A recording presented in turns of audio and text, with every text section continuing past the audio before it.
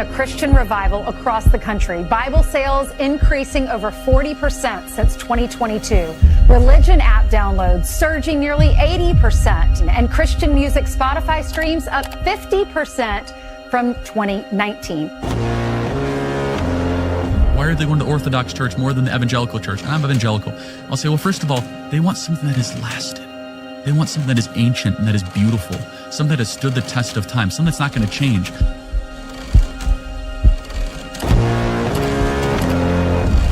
And so, my fellow Americans, ask not what your country can do for you.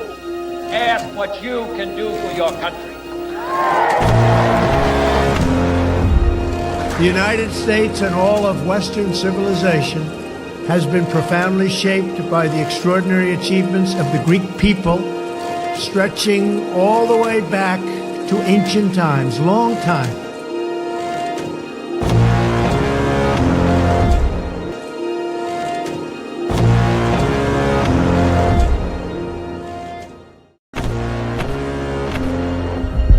Christian revival across the country. Bible sales increasing over 40% since 2022.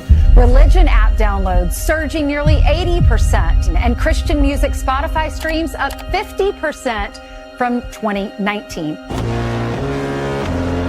Why are they going to Orthodox church more than the evangelical church? I'm evangelical.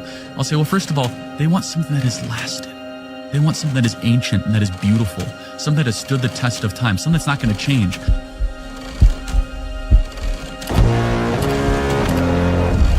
And so, my fellow Americans, ask not what your country can do for you. Ask what you can do for your country. The United States and all of Western civilization has been profoundly shaped by the extraordinary achievements of the Greek people, stretching all the way back to ancient times, long time.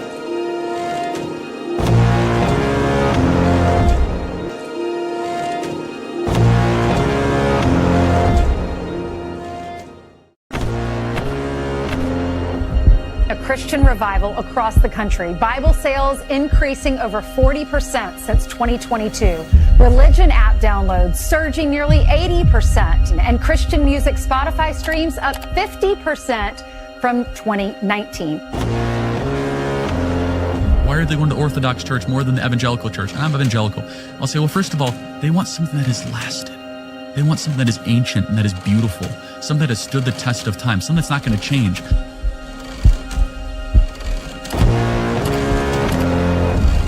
And so, my fellow Americans, ask not what your country can do for you.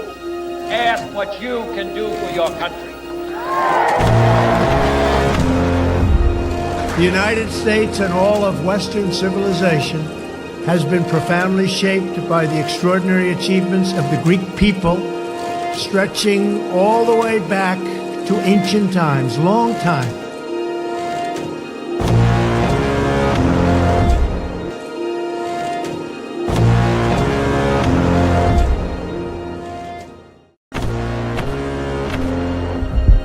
Christian revival across the country. Bible sales increasing over 40% since 2022. Religion app downloads surging nearly 80%. And Christian music Spotify streams up 50% from 2019. Why are they going to Orthodox church more than the evangelical church? I'm evangelical. I'll say, well, first of all, they want something that has lasted. They want something that is ancient and that is beautiful. Something that has stood the test of time. Something that's not going to change.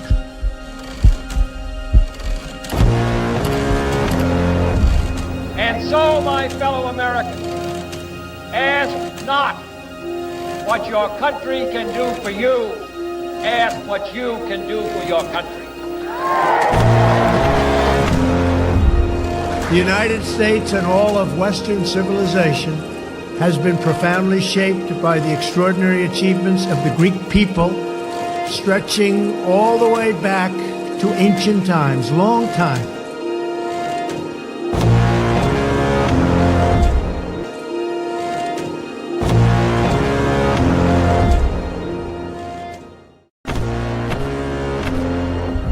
A Christian revival across the country. Bible sales increasing over 40% since 2022.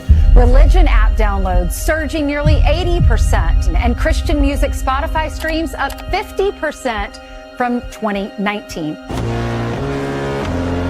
Why are they going to Orthodox church more than the evangelical church? I'm evangelical. I'll say, well, first of all, they want something that has lasted. They want something that is ancient and that is beautiful, something that has stood the test of time, something that's not going to change.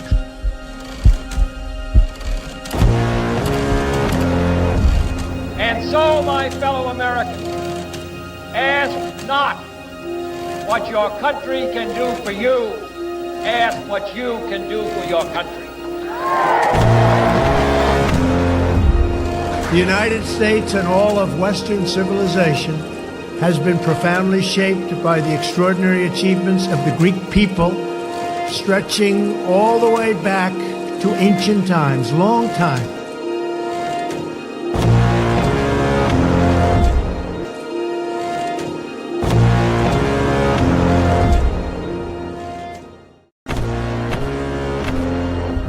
A Christian revival across the country. Bible sales increasing over 40% since 2022.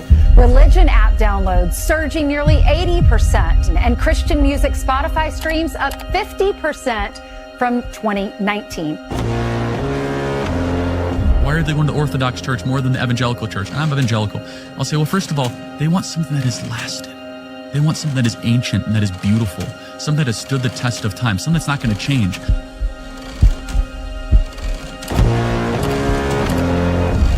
And so, my fellow Americans, ask not what your country can do for you, ask what you can do for your country. The United States and all of Western civilization has been profoundly shaped by the extraordinary achievements of the Greek people, stretching all the way back to ancient times, long time.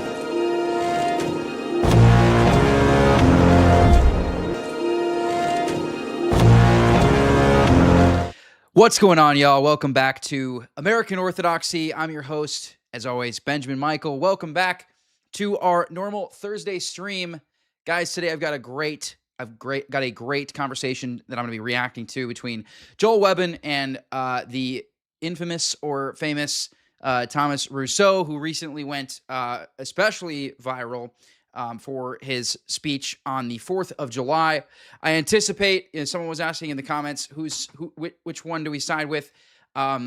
Neither and both. I think there's a lot of things that both these guys that we would agree with, and there's some things that we would disagree with on both sides. I think we're going to align more. We're going to align more with Joel today. Joel and I are mutuals over on X, and most of his takes I tend to agree with.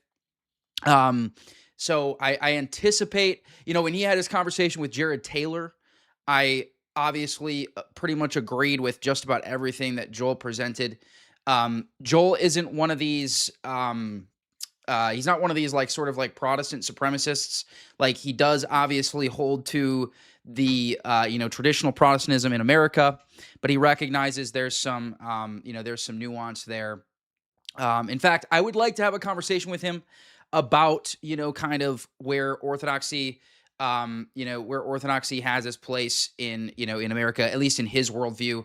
Obviously, I would advocate for, an Orthodox America, which is what this show is all about. That's why it's called American Orthodoxy. So, that being said, guys, we're going to dive right in here, because we'll kind of do housekeeping throughout. So we're gonna kick it off. It's kind of a long conversation, so let's get going. Thanks, guys, for joining. Please like and subscribe. If you're not subscribed to my channel, please like the live as well to push it out to the algorithm. We've been killing it on viewership lately, so let's get those viewers up, and let's get started. Or Rousseau? It's Rousseau. Rousseau. Yes, sir. Okay. All right. So you are. What's your title? I am the leader and founder of Patriot Front. Patriot Front, right? Yes, Super moderate, centrist, friendly. Yes. No, I actually do think that. That's the irony. I actually think that Those of you guys who saw the, there was a famous image of a black woman on public transportation in Washington, D.C. And on this. I don't know if it was a train or a bus, but it was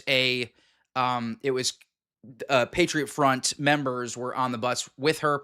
And guys, Patriot Front is not a white supremacist organization. This is a wrong label. They're a white nationalist. There's a difference between white nationalism and white supremacy. They're not the same thing. White supremacy would imply some sort of hierarchy, whereas white nationalism, so there's problems with the term white nationalism because it has so many different meanings. But white nationalism in its most charitable definition just means that, white nations have a right to exist. Nations have a right to be white. And so there is a difference between white supremacy and white nationalism. I am neither. I am not a white supremacist or a white nationalist. I think these terms are not helpful at all. I am an American nationalist and I'm an Orthodox nationalist. And I've unpacked before what it means to be an American. I have a full episode on that I did last week. I get that question a lot. I answer it a lot. I answer it just about every time it gets brought up because it is a very important question to ask. So guys, if you're not following me on my Instagram, I talk about all this stuff. I'm gaining a lot of traction on Instagram. Just past 65K today. So my handle is @RealBenMichael over there. So let's. It is the moderate position. I was looking into you and I was like, what's the controversy? Like, it's pretty moderate. People were like, it's a Fed op. And I was like, well, let's give it 24 hours. If they find pipe bombs in DC, then we'll know it was the Feds, right? Once there's violence, then we know that our government's involved, Yes. But because it was so peaceful. Yeah, guys, this is a point that some clergy leadership in my life has pointed out, and it's very true. The left has a monopoly on violence, okay? Like, they really do. And so, like, anyone on the right that's, like, pushing for, like, violence, like, definitely, almost certainly either a Fed or a retard, like, one of the two, right? Either they're a Fed or they're buying into a Fed op, all right? So that's why, like, in my group chats, like, anyone advocating for violence, I immediately kick them. It's very Fed coded. So yeah, this is a great point here. Demonstration on the Yes. 250th. I was like, yeah, like there could be, and you watched, I did an episode on this. I think it's likely, and maybe not, but I think just probability, it's likely that there could be, a couple guys infiltrate. Someone asked if I'm a Christian nationalist. I would say yes. Again, guys, I don't love these labels because of how many different things are attached. Like, Christian nationalism has like this Protestantism that's generally associated with it.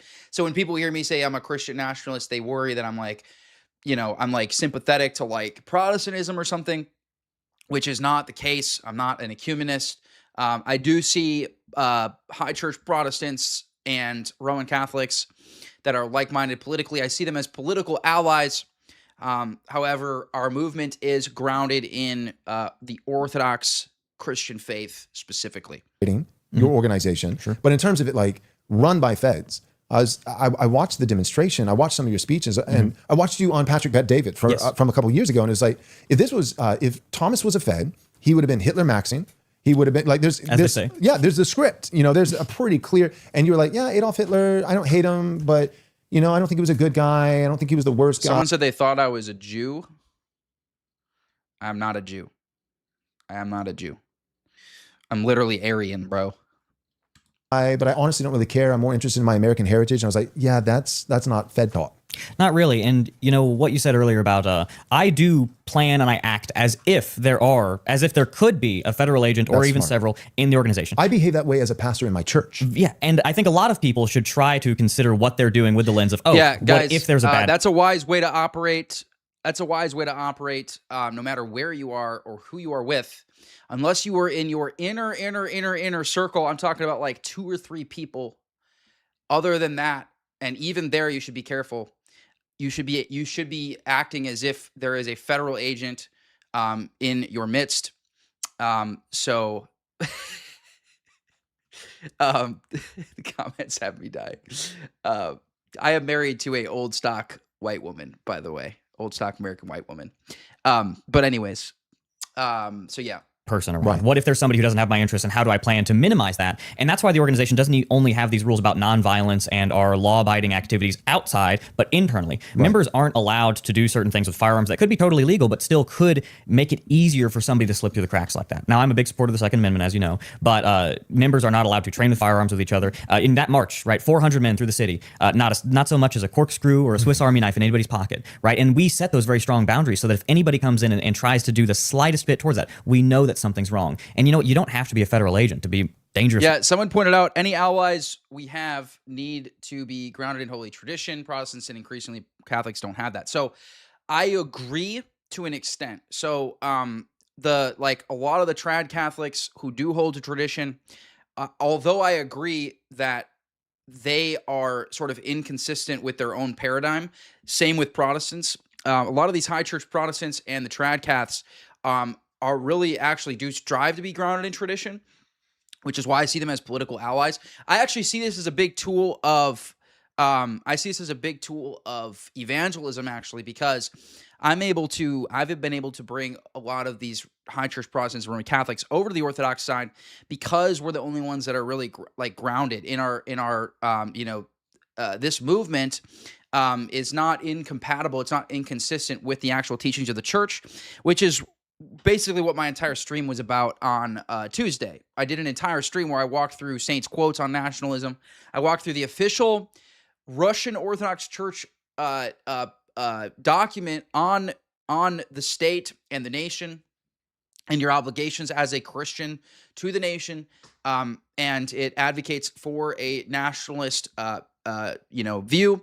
And so all that being said, I see Orthodoxy I see the political world as sort of a tool of evangelism to bring a lot of these based guys that are in Protestantism and Roman Catholicism over to our side, because we're the only ones that are actually consistent with the teachings of our church. Whereas, even the trad Caths, the trad Caths are coping, right? Because their pope is literally out here celebrating a Hindu feast. Hindu feasts, saying that they don't support or advocate for Jews to be evangelized to. And then obviously high church Protestantism goes without saying how infiltrated it is. So, and thank you for the congratulations on 7K. We're just getting started, guys. Our clippers are about to start here in about a week, so we should gain a lot of traction from that. Thank you for the super chats. As always, I'll go over all super chats at the end. And I do a members-only live stream in every stream, so if you're interested in being a member and supporting me monthly, I really appreciate it. We're about to hit 80 members, glory to God. So if you're interested in supporting me that way, you can sign up for memberships. Malicious. There's a lot of people out there who just don't have the right ideas, and we need to be prepared for that as well. And there are guys. I'm glad you mentioned that. There are guys who are malicious and sinister and undercover and trying to sow seeds of discord, all that kind of thing. And then there are also guys who are good guys, and we love them and we wish the best for them. But are equally liabilities, not because they're malicious, but because they're retarded. And the question is, in some cases, what would this person have done differently if they were malicious? And sometimes there's not, and you need to have the rules for those cases too. And the thing with when PBD was asking me about Hitler, and I believe genuinely he had about an hour of questions prepared. If I answered yes, Hitler was great. I just did an interview with him that'll be coming out soon. At the time that this comes out, it may sync up. And you got to give the dude credit. He does his homework. He's very smart. When I was walking in, I was not walking in as a stranger. He knew way more about me than I knew about him. Yes, absolutely. And I could tell he had a lot. He definitely had done some research. I do think the interview went in a way he wasn't expecting. Yeah, he thought you'd be more extreme. And, it's not that I believe I think my beliefs are the moral center of where I fall. So whether they're radical or moderate, they just are, in my opinion. But I do think there is a level of rationality which can be embodied with the nationalist position. Yeah, guys, framing is, thank you for the gifted memberships, Akathist. Framing is so important. Like, I say this all the time. Like, if you go watch my Instagram, when I was asked about what makes an American, right? If you listen to the answer I gave, like, it's hard to disagree. Like, it really is hard for somebody to actually disagree with what I was saying because it just sounds so common sense and it's so rooted in American history, right? And so someone has to either choose, but basically you end up with a reductio, and this is where everybody ends up. They have to end up saying that nations aren't real, right? And that, Japan would still be Japan if a bunch of Indians moved there and demographically replaced the population. or a bunch of Europeans went to Nigeria. You know, I asked this question to my dear brother John Hears when I went on his show. I asked him, I said, you know, if a group of Europeans, you know, like a couple million Europeans went to Nigeria or Ethiopia or wherever, and only you know, married amongst themselves, you know, but they had children there and things of that nature, would they be ethnically Nigerian? He had to say yes. He had to say yes to that question. So so if you don't take my view, that's kind of the reductio that it leads you in. And again, I love John. John is a dear brother.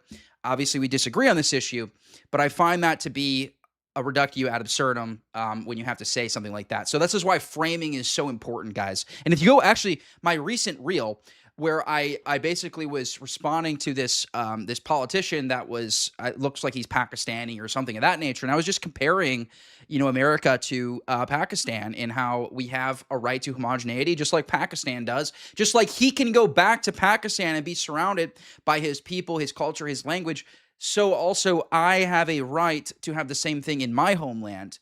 And when you put it that way, it's hard for people to disagree. I think a lot of people throughout the years have really not given it credit for that. Yeah. That what we're trying to do is reasonable, is natural, is practical. And sure, anybody can be a total whack job with whatever belief and pursue it in the wrong way that's going to give it a bad name. Again, thanks guys for the super chats. As always, I'll go over all the super chats at the end. But what I believe is just what I've always believed. You know, we were talking about this a little bit. I'm the same person on and off camera. You know, I've worked with Jake Shields a lot where he's come out and done disaster relief, and he, you know, says many times that you're the same guy, you know. And I think that's really important, especially for leaders and representatives, because whenever you have a split public and private view, whenever the private eventually gets out, which it does. Well, yeah, it's not if, it's when. They're going to assume that's the real one. Correct. And it invalidates everything you've done. So it's so important to me that there's no, oh, this is actually my secret ideology that I only tell to my friends. No, I can tell that from you. And talking offline before we hit record, I can attest from the sense that I get that that's absolutely true. And we were talking, you know, that's the secret power. You know, it's like the, you know, I said like the Breaking Bad scene, the GIF that people share, you know, on Twitter or whatever, where it's one of the characters like, he can't keep getting away with it. And, you know, my opponents, you know, there's those moments where you can tell like they're screeching, looking at their phone. There's like, we got him this time, you know, and then I like, he can't keep getting away with it. And it's like, why doesn't it stick? And the answer is because in my heart of hearts, both public and private, all my signal chats could leak. Yes. Every single private backroom conversation could have been recorded apart from my knowing and leaked to the internet. And what you would find is, the things he says publicly are actually what he believes privately. Breaking news. In my heart of hearts, I don't hate black people. Yeah. I actually don't. I don't hate them for being black either. That's not, you know, that's not enough in my book. And, you know, we've had some news articles that came out recently, and one of them was, you know, they leaked an old document, and it's, wow, Patriot Front, strictly nonviolent stance and rules for its members, that they could actually get kicked out for proposing violent action. And they have a dress code. They have a document which outlines the dress code. Speaking of the dress code, yes, I'm not a member of Patriot Front, but I knew that you were coming, and I thought, you know what, I need to bust out the khakis for this one. It's very appropriate. I thought you'd appreciate good shade, that would pass. Christian, welcome to memberships. It was dear brother Acthist here who gifted you a membership. Inspection. No, you're good. But it's just what we believe. And people ask me about other organizations and other people in the movement. And I do my best to avoid any mudslinging, because that's not what I'm here to do. Not only just here specifically, but anywhere. Because I believe the best thing you can do is show your own virtues, show your own accomplishments. And if people say, oh, well, what do you think about this? Well, am I doing that? Am I not doing that? You know, what can you actually see by viewing my actions? And I think that's a great thing that activism and organization allows you to do, is to demonstrate your beliefs. Because some people get so caught up in the idea of conventional politics that they just go around and they're just making promises for years ad infinitum. And at a certain point, you realize that all the effort you've expended on these promises, you could actually carry a few of them out. You could make some progress, and you could show us that you believe these things. And I think that's one of the issues with politicians, is they don't really have to prove themselves. They just have to say the right things. And part of that is our system of, you know, we've boiled down to the lowest common denominator of just a raw democracy, which none of our founders, I mean, they had nothing but negative things to say about a raw democracy. Yeah, I've pointed this out many times. This is, and a lot of people are waking up to this. Guys, it was land-owning men who could vote. So that was the democracy that the founding fathers established, right? You had to be a man who had vested interest in the land that you were voting on. That was who was allowed to vote. It wasn't this mob rule. We've gone over all the problems with you know, unchecked democracy before on my show, but that's not this mob rule mentality. That's not what the founding fathers ever you take a democracy and you couple it with two things: one, universal suffrage, and then two, Sadly, like we both love our country, but we don't really have a country. We have a geographic. We're working on it. All right, ban we this have dude a in the chat. geographically centralized empire made up Mods, of ban multiple this guy. nations, many of them hostile to one another. Like we have the nation of Somalia and the nation of Haiti and the nation of all within these United States. So when you take globalism plus universal suffrage plus raw democracy back to the politicians, Yeah, you come here and you disrespect basically- Christ. You come here disrespect Christ like that, blaspheme Christ. Yeah, you're getting banned, and that's a foretelling of the blasphemy laws that we're going to implement in this country, by the way. So get used to it, pagan LARPers. You come here, you blaspheme the Lord Jesus Christ. Try that. Try that when we're in power in the U.S. you've basically created a system where your politicians are incentivized to be eternally, perpetually campaigning. And by the never way, guys, actually not governing. all pagans are like that. They're not all pagans are like that. I have met some pagans that I am friends with. That they even come to divine liturgy. They have the utmost respect for Christ, and they would never dare speak that way.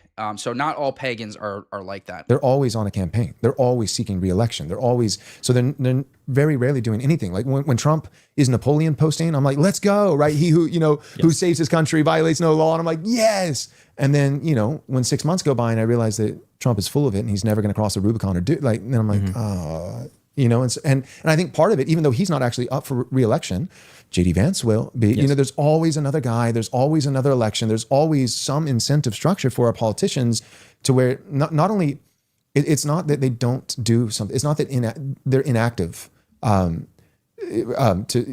spite of, whatever they're trying to accomplish. No, it's like that is the system. The inaction is precisely what's rewarded. It's not that they're rewarded despite being their inactivity. They're rewarded because they're inactive. The changes are all very superficial, but the actual progress is extremely glacial. And Yeah, this guy's still yapping. Mo, you worship a Jew. I just went over this in my Tuesday stream. Modern Jews, this is how stupid it is to be like, oh, you worship a Jew. Modern Jews are united by only one thing, and that's their hatred for Christ. Left-wing and right-wing Jews, they hate each other. The only thing that unites them is their hatred for Jesus Christ. That's how retarded it is to come in here and be like, oh, Mo, you worship a Jew. You worship a Jew. that's even Yeah, we worship a ethnic Israelite who literally called the Jews of his day sons of the devil, right? So, and again, they're the ones who literally killed him, who crucified him, and they've hated him ever since. They wrote entire books. They're called the Talmud. They wrote entire books just as a response to Christianity. That's how angry they were. That's how much they're seething about Christianity. But pagans want you to believe that Christianity is subversive because we worship someone that came from Israel, the Old Testament Israel that has no ties to modern Israel. in the good direction. I'm not a capital S Trump supporter, as I say.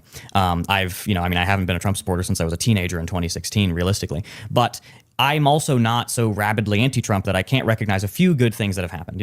I do think it's a good thing. Every single foreigner that's deported from the country, with the proper processes that are taking place, is a good thing. Yes. And I hope they continue to do that. I want my government to be good. I think some people, are so bound up that they can't admit that other people that it has to be terrible. I want my government. Guys, I've pointed out how Trump is a traitor, and the three things I cite are the same three things, right? He promised us no new wars. He promised us he was going to end the war in Ukraine, which he hasn't done, and he started a new war with Iran, right? That's the first broken promise. By the way, these three things are what he ran on, right? They're the three things he ran on. Second one, mass deportations. He promised us mass deportations. We have not gotten mass deportations. Now, we've gotten net negative migration, according to Brookings, which is a good thing, right? Which is why I voted for him. And I don't know if I regret voting for him. I kind of go back and forth on that. Depends on the day, right? And then the third thing is the Epstein files. He promised us the Epstein files, and he's ostracized everyone trying to release them, such as Marjorie Taylor Greene, such as Thomas Massie, such as Nancy Mace. So all this to say, Trump is a traitor on that front. However, domestically, he's decreased crime by 20%. And he's caused net negative migration for the first time in modern American history. So, guys, don't be so blind in your hatred for Trump that you can't acknowledge some of the good things. But also, don't be so caught up in the good things that you end up worshiping him unconditionally where he can do no wrong. Okay? Don't fall into either of those traps. I want these people to get better, even if they are the ones in power. And, it's good when the State Department, I believe, made a post and they said, oh, well, we oppose the Great Replacement or something, or the something like that, something very similar to that. And they said they're fond of remigration, which is something, if you asked me 10 years ago, if that was likely to happen, would be unthinkable. Right. And now... Yeah, guys, as much as J.D. Vance, listen, all right, J.D. Vance is probably subversive, but one thing that J.D. Vance has brought as far as his rhetoric for the first time in modern American history is possibly mitigating legal migration. Okay, I don't know any leader of the United States at that level, at the vice president level or higher, that has been talking about mitigating legal migration, except for J.D. Vance. Obviously, he has his ties to Palantir, guys. All right, I'm not retarded. All right, I'm not giving points to the Goyim aren't people crowd. All right, I get it. I'm not like falling into that trap. I'm just saying, objectively, J.D. Vance is the first vice president or president in modern American history to be talking about mitigating legal migration. At the same time, we can't let these kind of pittances of progress and change satisfy us. I said 20, Stefan, I said 25 years. 25 years. And then after that, basically after we completely mitigate migration for 25 years, we can sort of reevaluate where we're at with our demographics. And we can kind of go from there, but it would be, at the most, it would be a couple 100,000, immigrants per year, would be permitted to talked about this in my speech in Washington, that what we need is something which is very much broader, which needs to permeate, I said the soul of race and nation alike, that we need to make demands not only of our representatives, but ourselves, but each other. And I think that's something very important about what Patriot Front does, is we are prepared to organize people on the very granular level, because a lot of what is so wrong with the country comes down to the lack of personal and civic virtue, which needs to be practiced on the level of the individual, of the family, within the community. And I believe you need to be prepared to really reach out to people and shake them by the shoulders and shout in their ears and give them the type of examples and accountability, because in a lot of ways, like I said in the speech again, we are suffering the fate of a defeated people, that our destiny has been taken from us in many ways. And that's where vice comes in. That's where drugs, gambling, promiscuity, things of that nature, they seep in and they fill the gaps left. Or just passivity, bully ball, apathy. Did you catch the game? Yes, exactly. Just nothing. We love football here. Guys, I say this. Listen, I make this point. If you know it's goy slop, then you can see through the propaganda, okay? Don't let football become your life. Don't be in like 7 different fantasy leagues, right? Be in like one fantasy league and have like one team that you root for. Like, don't make football your life. And this goes for any sport. But it's okay, to enjoy it. Listen, I have sentimental value with football, all right? I grew up watching the Packers with my dad, all right, and my brothers. So I bond with my family watching the Green Bay Packers. I involuntarily root for them. I couldn't decide to root for a different team if I wanted to, right? That's how tied I am to the Green Bay Packers, okay? But it's not my freaking whole life. I don't let it distract me from accomplishing things in my country that's in a state of emergency, right? But football is a part of American culture. And as an American, as a pure-blooded American, I love football. All right? No, we don't love McDonald's or Israel. Just football, Eric. Just football. So anyways, yeah. Keep it as a side quest. Keep it as a little hobby. Guys, please like the live. Please like the live and subscribe if you're not already subscribed to my channel. And like you said, it's that you're going to have a culture either way. You said this about a master, right? You're going to serve some master in life, whether it's Christ or whether it's something superficial, something commercial. And I think with culture, there's a similar argument to be made that your cultural tenets, foundations, the columns upon which your civilization is held aloft, will either be something which is celebrities, bosses, and sports ball players, as they say, or they could be these deeply rooted traditions. Yeah, that's another problem too, guys. Is when icons, right? Notice how people they'll refer to like celebrities as icons, right? That's kind of ironic, right? Because that actually is the role that they're replacing, right? Is the saints. The saints are our icons, right? The saints are those who we emulate and strive to be like, right? And so, although Thomas is wrong about what he's talking about, like who he's referring to, although he's not totally wrong because he's probably talking about some of the great American fathers that we also would agree were great Americans and we should try to emulate in certain respects, right? Just like the church fathers, right? They gleaned from Aristotle, they gleaned from Origen, both of which were not Orthodox Christians, right? But they still gleaned from their writings the things that were true and good, right? And so in the same way, we can do that as well. We can do that as well with the founding fathers of America. And guys, don't let football players and celebrities replace the role of the saints. The saints are who we emulate and who we build our life after, not celebrities, not football players. These founding myths. And, again, you need to take these things and you need to place them within the lives of people. Amen. My favorite founding myths are the myths that are true. Yes, well, we have a lot of great founding myths with the country, and I think they're mythologized in a sense that they're almost more. They become narrative. more than history. Yeah, yes, they become religious. Yes, they're compelling. They're inspirational, larger than life. There is something grand to the story. But the strongest, C.S. Lewis talked about, like the true myth, and I think that's what binds people together more than anything else. Is like, this is our story, and yes, it's been sensationalized, but it wasn't fabricated. It comes from something that's real, and that's what I love being an American. And that's part of like the Hitler thing is I don't feel compelled to do 10,000 hours of research to find out, whether or not Hitler was the good guy or the bad guy. And and I think history is just more guys, complex. So I make this point all the time. You know what's way better when you're talking about World War II with normies, right? You should bring up a few things.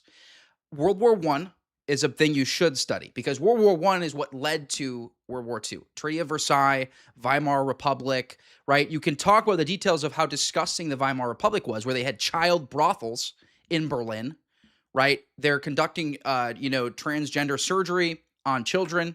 Again, this is all stuff that you should be familiar with the Weimar Republic. These are things you can talk with normies about because it's all acknowledged. None of it is controversial.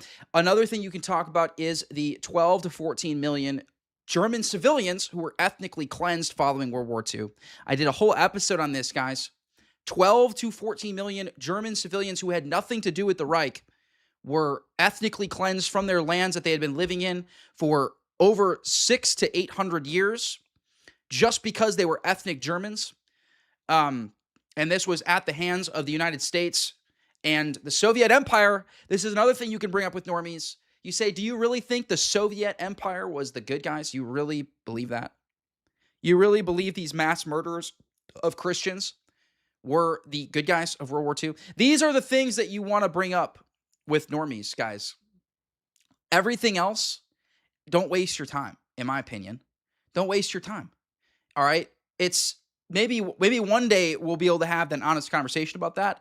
But right now, there's so many things that we need to bring attention to that are just objectively true. There is nobody that contests the 12 to 14 million German civilians that were ethnically cleansed. Nobody contests that. No historian contests that. No historian contests that we absolutely screwed over Germany with the Treaty of Versailles, which they weren't even invited to, by the way.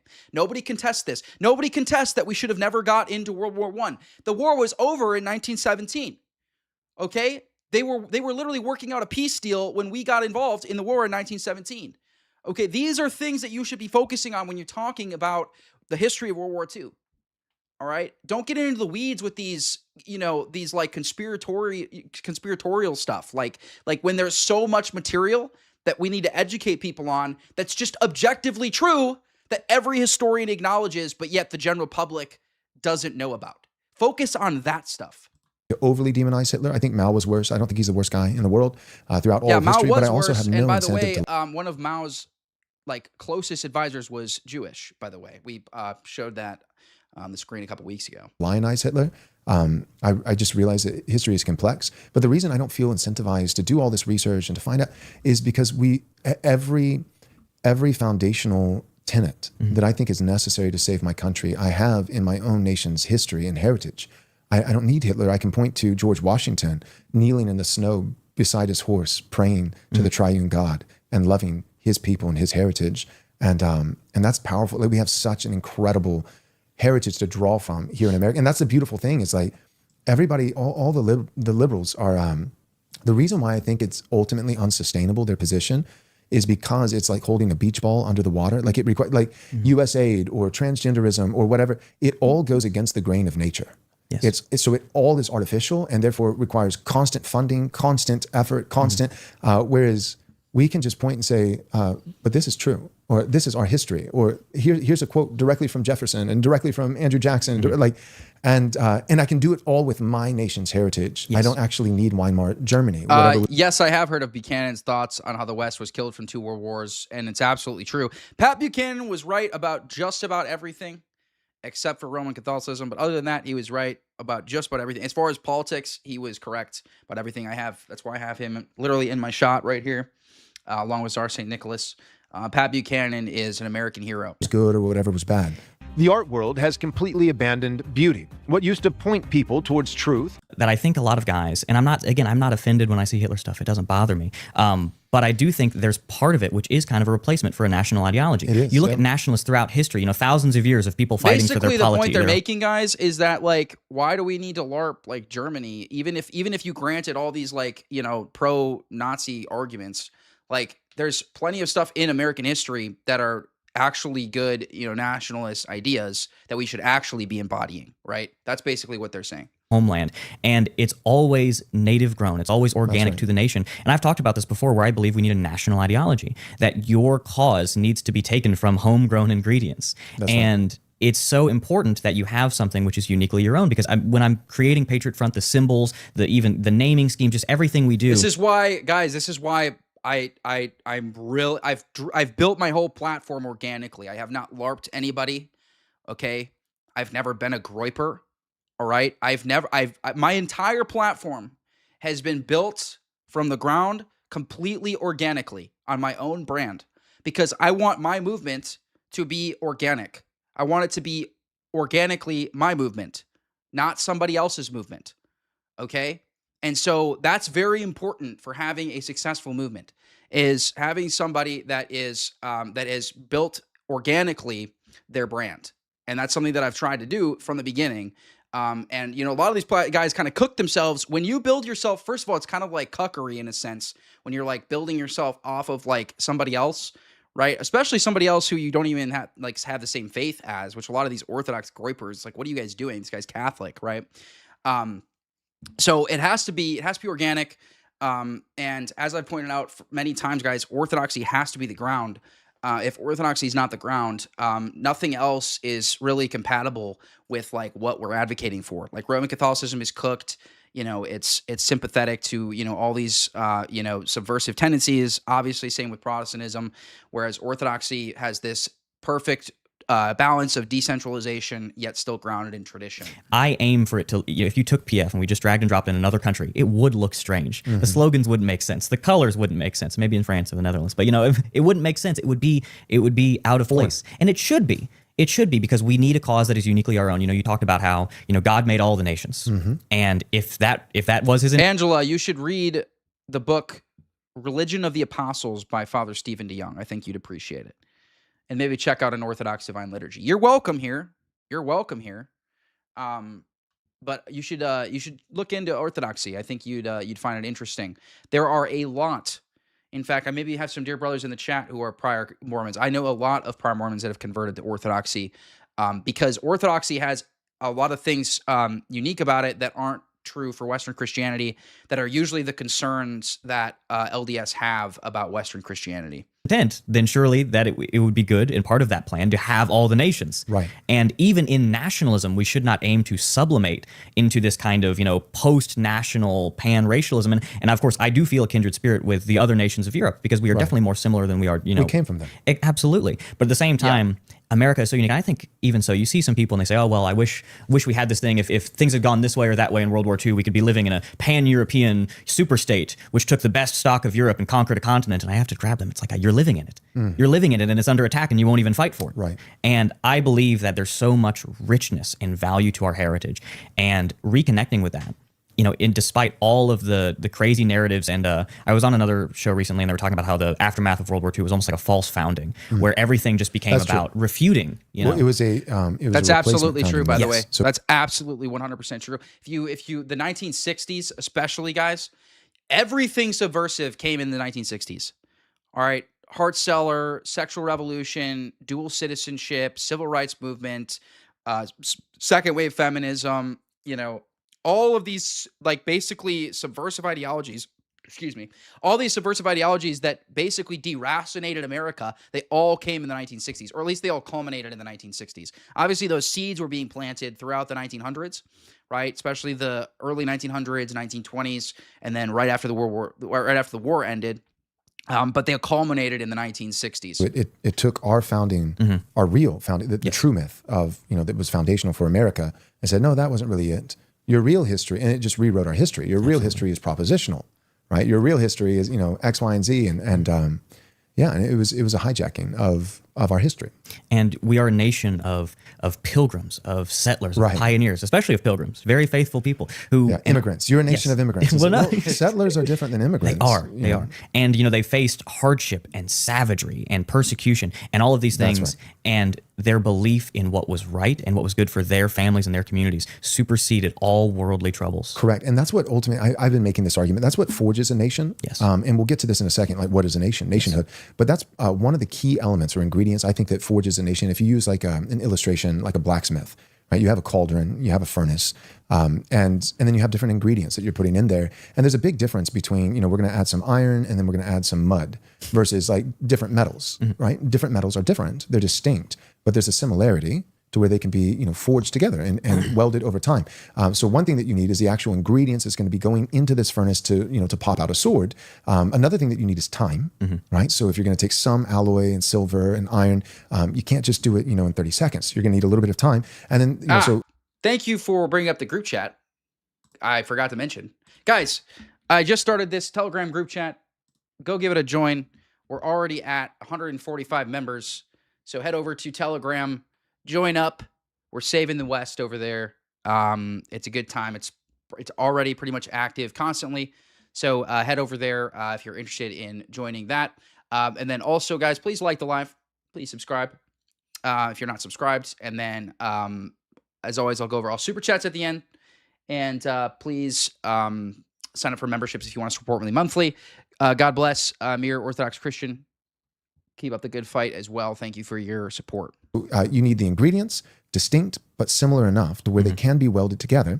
2, you need time. 3, you need heat. Yes. And from my Christian perspective, as a Christian pastor, I think of that as just this is God's providence. But providentially, it's not just that God gives us time, but in the American experiment, and really every nation, that time was comprised of trial, adversity, difficulty.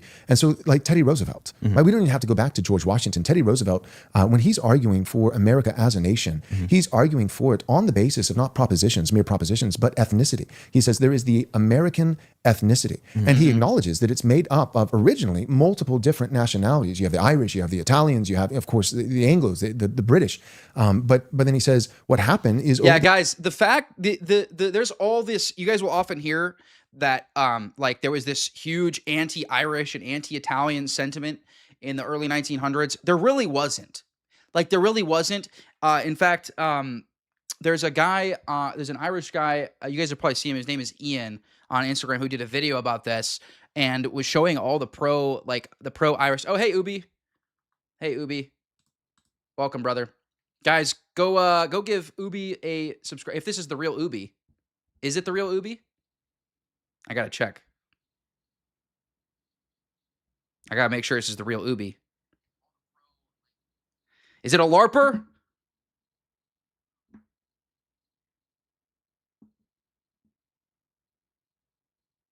No, it's the real Ubi. It's the real Ubi. All right. Yeah, welcome, brother. Guys, I can't remember what I was saying. Oh yeah, Teddy Roosevelt. Oh yeah, anti-Irish. Guys, there really wasn't that much. There wasn't actually that much like anti-Irish, anti-Italian propaganda in the early 1900s. It's very much overblown. It's very much overblown. So don't buy into that. There's like the screenshots of like the, anti-Irish propaganda are like from like local newspapers. They're not actually from like a mainstream newspaper. Teddy Roosevelt was very pro Southern European and Irish immigration. So don't buy into that. Guys, go subscribe to Ubi. If you're not subscribed to Ubi, he and I did an episode a couple weeks back. You can go check that out. It was a great episode on nationalism. Ubi is super based. He's a dear brother, one of the first Orthodox Christians I connected with online. So good to see you, Ubi. The course of 100, 150 years, you had similar properties, distinct but similar enough to where they could be welded together, given a century and a half of time, and the fires of adversity, an entire continent to tame, right? The elements to be overcome, and that welded us together. And so one of the difficulties, I'm not saying. Yes, there was, of course, some I'm not saying that there were not anti-Italian and anti-Irish sentiments. I'm not saying that it didn't exist. I'm just saying it wasn't as prevalent. It's often overblown. That basically the left will try to leverage it as like this, try to show that like, oh, the way that you guys see brown people is how they saw Italians and Irish in the 1900s. And it's just not true. Like there were some people who saw it that way, but it was a tiny minority. That's my point. All three of those things, providence, adversity, time, and distinct but similar ingredients. We've done the opposite of all three. Yes. So now we say, instead of the Irish and the Swedish, we'll say the Irish and the Haitian. Right? And instead of 150 years, we'll say 15 minutes. And instead of adversity, we'll say you get a check. Maximum commercial comfort for everybody. And then we think that that's like, you cannot have a nation that way. You will never be welded together. You will never become one. These people will never assimilate. They have no incentive to assimilate. No, and Roosevelt talks about the conquest of the country. And I've heard some people say, oh, they did conquest, it wasn't conquered, it was bought. No, that Jefferson said it was conquered. Roosevelt said you're retarded if you don't think Italians are white. Hate to break it to you. So you're going to say Sicilians are different. Sicilians are intermixed. Okay. But to say Italians wholesale are not white is insane. That means the Romans weren't white. That would mean the Romans weren't white. This is why it's so stupid when people say, oh, the Southern Europeans aren't white. Bro, are you insane? So you want to throw out all of the accomplishments of the Greeks and the Romans? Because that's what you're going to have to do. You're going to have to say that that's not attributed to white people. Was conquered. America was conquered, and that's a good thing. He talked about the conquest as a continuation of the Anglo-Saxon conquests of Britain. He talks about it as part of this great racial story that just spans millennia. And can you imagine a president saying that today? Right. And there was so much more of a rootedness in what he's talking about and how much grander our history was in the eyes of our ancestors. And then, you talk about the frontier, and, there's the frontier thesis by Frederick Jackson Turner, I believe. And he talks about how, similar to where you say the providence, the hardships imposed upon us by providence, the frontier was a great example of that, because for the entire development of the country for hundreds of years, you had an Italian faces the same. I make this point with John Heers. Really, the real tell of like who is white is who is persecuted by the left. An Italian faces the same amount of persecution from the left in academia as I do, as a blonde Anglo-Germanic person, right? Like I experience the same amount of persecution from academia that a Italian does. So that's how you know Italians are white. Very savage area. Always. And you had, the Indians, which I am actually very thankful for the Indians, because they were just savage enough to give us contest, but not so savage that they halted expansion. Right. And they were so distinct. They were such a different people group that there was never really any chance, and they weren't numerous enough. There was never really any risk of mass amalgamation. So it's not arbitrary. There's nuance. And I make the argument I make the analogy, Northern Italians are Germanic. They're definitely white. But I make the analogy of the Amazon rainforest and how there's transitionary phases of the Amazon rainforest. And so people can't really agree where it starts and ends, but it's still, the Amazon rainforest still has an objective location. It still exists as a objective thing. And so all that to say, just because there's nuance in the concept of race and whiteness does not mean that whiteness doesn't exist. That's ridiculous. They were part of this great cultural engine of development where the American identity was forged through this expansion, through the filibusters and the fighters and the frontiersmen and the fur trappers. And you see this expansion across the entire country, and it's the development of civilization. Right. And if we look at that, we can actually draw parallels to what we should be doing today, because we live in a very different world. But I do believe the frontier is still part of the American ethnos, and we need to find it if it's not. Well, I think that is distinctly European. When you think of, so I, from a Christian perspective, I'm underneath, the impression that It's more than an impression. This is what I believe. That Europeans. Yeah, descended you have from the Japheth, you have a correct. This guy's name is literally the condescending redditor. This guy's name is literally the condescending redditor. You have a very accurate name. I just want to let you know that you have like the most accurate YouTube name I think I've ever seen. One of Noah's 3 sons, and one of the promises that Noah and ultimately Chechens the are Lord not gave white. through Noah to his 3 sons, as it regards Japheth in particular, was that that the Lord would enlarge Japheth. And when you think of in expanding, enlarging people, and think of what are some of the innate characteristics of his descendants that would be required in order for them to be a people bent on expansion. Ambition is one of the first that comes to mind.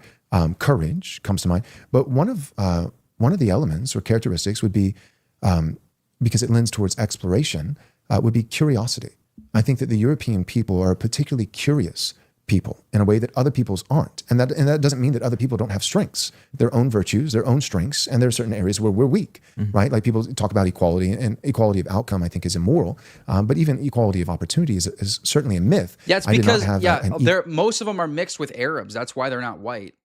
For Chechens, they're like they lived amongst Arabs for so long. It's kind of like the Canaanites, right? So like maybe you could argue that like the Canaanites or Palestinians who didn't intermix with Arabs, they look kind of white. Yes, Georgians are white. I'm about to get like this dude is just being a condescending redditor. So like you could argue that like a non-Arab Levantine is white.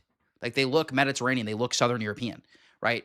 And so maybe a Chechen who isn't intermixed with Arabs, maybe they're white. I don't know. I'd have to do some more research into it. But they're so intermixed with Arabs that like it's the same with Levantines. It's like you wouldn't say Levantines wholesale are white. That's just ridiculous. Opportunity to be in the NBA as Michael Jordan did, right? There's something about his height, his athletic prowess. It's just I didn't stand a chance. You're pretty tall, maybe. but not the same. Yes. And so but our people. I think have been a curious people that is lent towards discovery, exploration, innovation. Like you think of Japan, you think of China, and they've been able to take a lot of Westerner inventions and implement them, find out how to do them. They're not inherently intermixed with Arabs, but they lived amongst Arabs so much that they intermarried with them. And so that's why that ethnicity is basically, it's kind of like Albania. The same thing happened to Albanians, right? So it's like this mix. There's like this mix. It's like it's not even like its own ethnicity anymore because it's so intermixed with the Arabs. Cheaper, everything's made in China, all these things. But when you think of the discoveries themselves throughout the 20th century, for about 100 years, you can look at the research, and I think it's about 95 to 97% of all major innovations and discoveries came from European people. And I, as a Christian, I'm going to say, I don't think that that's just founded in Darwin. I feel like that's founded in a divine promise that the Lord gave to a particular family. And that's what the nation is. This is exactly right, Eric. Some people from the Middle East will specify they aren't Arab, but are Levantine. This is what I'm talking about. These are the Canaanites. The Palestinians generally, but it's not just Palestinians. It's really anyone from the Levant that hasn't intermixed with Arabs. There are full communities of people, and again, they have very pale skin. They sometimes have light eyes. So this is very true. What Eric just said here. I hate this, but it's undeniably true.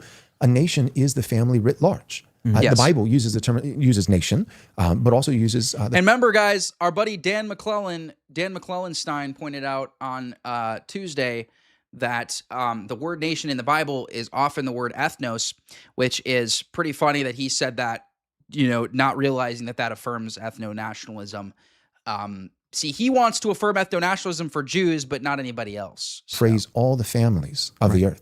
And so we're speaking of, when we say our people, we're speaking of distant cousins and relatives and from a common ancestry, a common shared lineage. So I want to pose this question to you, which I know is basic and you've probably answered 100 times, but for people who are maybe new to you, What is a nation? How would you define nationhood? Absolutely. So a nation is a people, and we're definitely on the same page when it comes to that. And I believe a nation must have a shared ancestry, a sense of place, language, culture, traditions.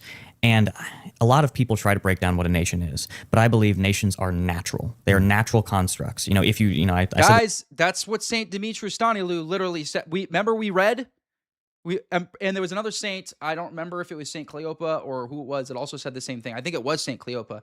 They literally said nations are part of the natural order. They're part of the natural order. It's on PBD, I believe. But if you started the entire world over and you just placed people again, if creation just started anew, you would end up with nations. Right. There wasn't a point where somebody invented nations. Right. They're naturally occurring, just like animals. Fish form schools and people form nations. And what we have is, it when you see it, right? And I believe America is a nation, and we are a unique nation. I believe we are much more of a pan-racial nation than a lot of others in Europe because... Guys, remember I showed you this when I went over the episode on what makes an American? This is the Federalist Papers, this particular segment written by John Jay. This was like the most authoritative commentary, basically like one of the earliest commentaries in American history, written by three the very authoritative figures. And this is what John Jay says. With equal pleasure, I has often taken notice that Providence has been pleased to give this one connected country to one united people, a people descended from the same ancestors, speaking the same language, professing the same religion, attached to the same principles of government, very similar in their manners and customs, who by their joint counsels, arms, and efforts, fighting side by side through a long and bloody war, have nobly established general liberty and independence. Guys, I often wonder, so this is the Federalist Papers. These are, this is literally from Yale.edu. I wonder, how do you think these are presented in law school and stuff? Do you think they just are like, oh, the founders were so racist? Or do they just not read it? What do you guys think? Do you think they just don't read it to their students? Because how can you, the Federalist Papers are still to this day, one of the most authoritative texts regarding the Constitution, right? And here John Jay in the Federalist Papers is saying that we are a people descended from the same ancestors, same language, same religion, same principles of government, same manners and customs, et cetera, et cetera. I often wonder, how is this presented in law schools? You know what I mean? We have been able to amalgamate so many different European nations into one, but that doesn't mean that America's culture is unique. By the way, other European nations have done that, by the way. Other European nations have been able to integrate one another into their own culture. Evenly spread across the entirety of the European race. I believe our core cultural foundation was Anglo-Saxon. It was. And when you look at the Revolution... And Protestant yes. on the religious side. Yes, there is something to... There is a deep Protestant... It was Protestant mostly, but again, as I pointed out, this is where Joel and I would disagree. Protestant wasn't a real category. The Founding Fathers basically used Protestant as a blanket term for all of these, obviously, anti-Roman Catholic denominations. But those denominations hated each other. They were anathematizing each other. They were killing each other over theology. So it's kind of ridiculous to grant it as one single category. I've talked many times about the Orthodox heritage through Philip Ludwell III, who is a founding father who converted to Orthodoxy. John Paradise, who was a goodbye, Ubi. Good to see you, brother. John Paradise, who was a Thomas Jefferson's tutor, who was Greek Orthodox, et cetera, et cetera. Guys, there is some Orthodox heritage. It's mostly Protestant. Joel is correct. It's mostly Protestant. But what the Founding Fathers primarily were concerned with was sort of a generic Christianity, because they didn't want this competition between denominations to be bled over into the disunity of the nation itself. And that doesn't mean it's... Which, by the way, there hasn't ever been a single, form of Christianity in American history. And so that means it's primed for orthodoxy. Exclusive to the WASP. Obviously, yes. we took the Italians, and so Catholics integrated in, but our core block was this white Anglo-Saxon Protestant. Yes, and other groups were able to assimilate only because they assimilated into that, right, with reasonable amounts of variation. But that was always the core, because in order to assimilate, there has to be something to assimilate into. Correct. Which is a huge problem with the people coming here today, because and I believe nations are intra-racial, not inter, right? Okay. So and this might vary from nation to nation, but I believe that, a Frenchman could become English over a long enough period of time, and both of them could become American. Could he or would you say his descendants, like generationally, like maybe? I would leave that up to the French and English, but in our stance, because I don't want to offend any Europeans, But I believe in our case, I think the nations that are closest to us, right, definitely in the Anglosphere, I believe Canadians, Australians, New Zealanders, etc., could all very easily assimilate into the country with effort in one generation. The further distinct you are European, I believe that could impose new challenges, but I think it's something that's possible. But I do not believe that somebody can kind of leap from one race to another into assimilation. And then the next question people usually have is, well, what about Native Americans, right? Well, I think I'm a Native American. Right, You're a Native American. Yeah. But, like the Cherokee, right? The Narragansett, etc. I'm so tired of hearing this bullshit from these leftist guys. Oh, well, now you know how the Native Americans feel. Bro, I am a Native American. I'm part of the founding stock that founded America. Quote unquote, Native Americans are actually just the indigenous population. They're indigenous to the land. They're not native to America, the nation. They're native to the land that they were abiding on and killing each other and raping each other and pillaging each other over until we got here, right? And then we granted them homogenous zones, right, where they could live in peace, right, amongst themselves, right, and self-govern and all those things, right? Now, I've pointed out many times, I personally think, like I've used the example, guys, of like Hispanics. Guys, like Hispanics can come here, and very easy. He makes the point of like the further you are, the harder it is to assimilate. That's probably true, right? Or that absolutely is true. But like for example, like Hispanics could come here and intermarry and integrate into American culture and truly become ethnically American, right?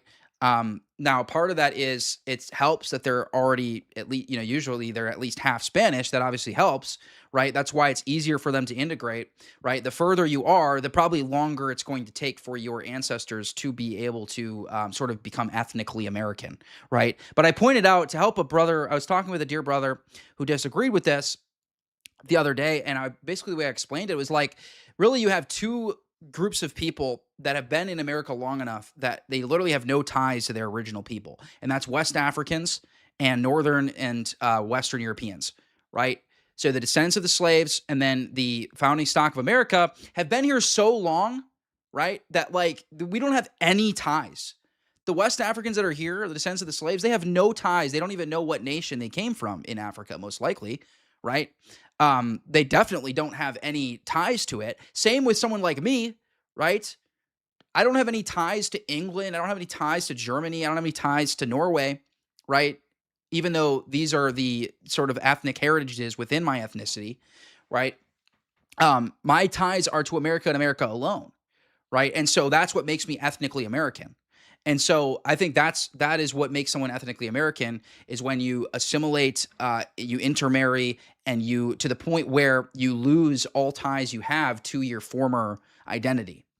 I believe they are distinct nations, and they always have been. The Comanche, the Navajo, they call themselves nations. Mm-hmm. They have reservations. If they were totally the same as us, why do they have reservations, right? So they are their own nations. And the Africans, the descendants of African slaves, I believe they are a distinct nation on this continent. And you could argue that their culture and identity has diverged so much from their West African ancestors that they are unique. A new nation. And they are a new nation. Literally was just saying. And that is a totally fair argument. But you have to look throughout American history and see that we are definitely two distinct people. This condescending Redditor, dude, you're pissing me off, dude. You're about to get banned.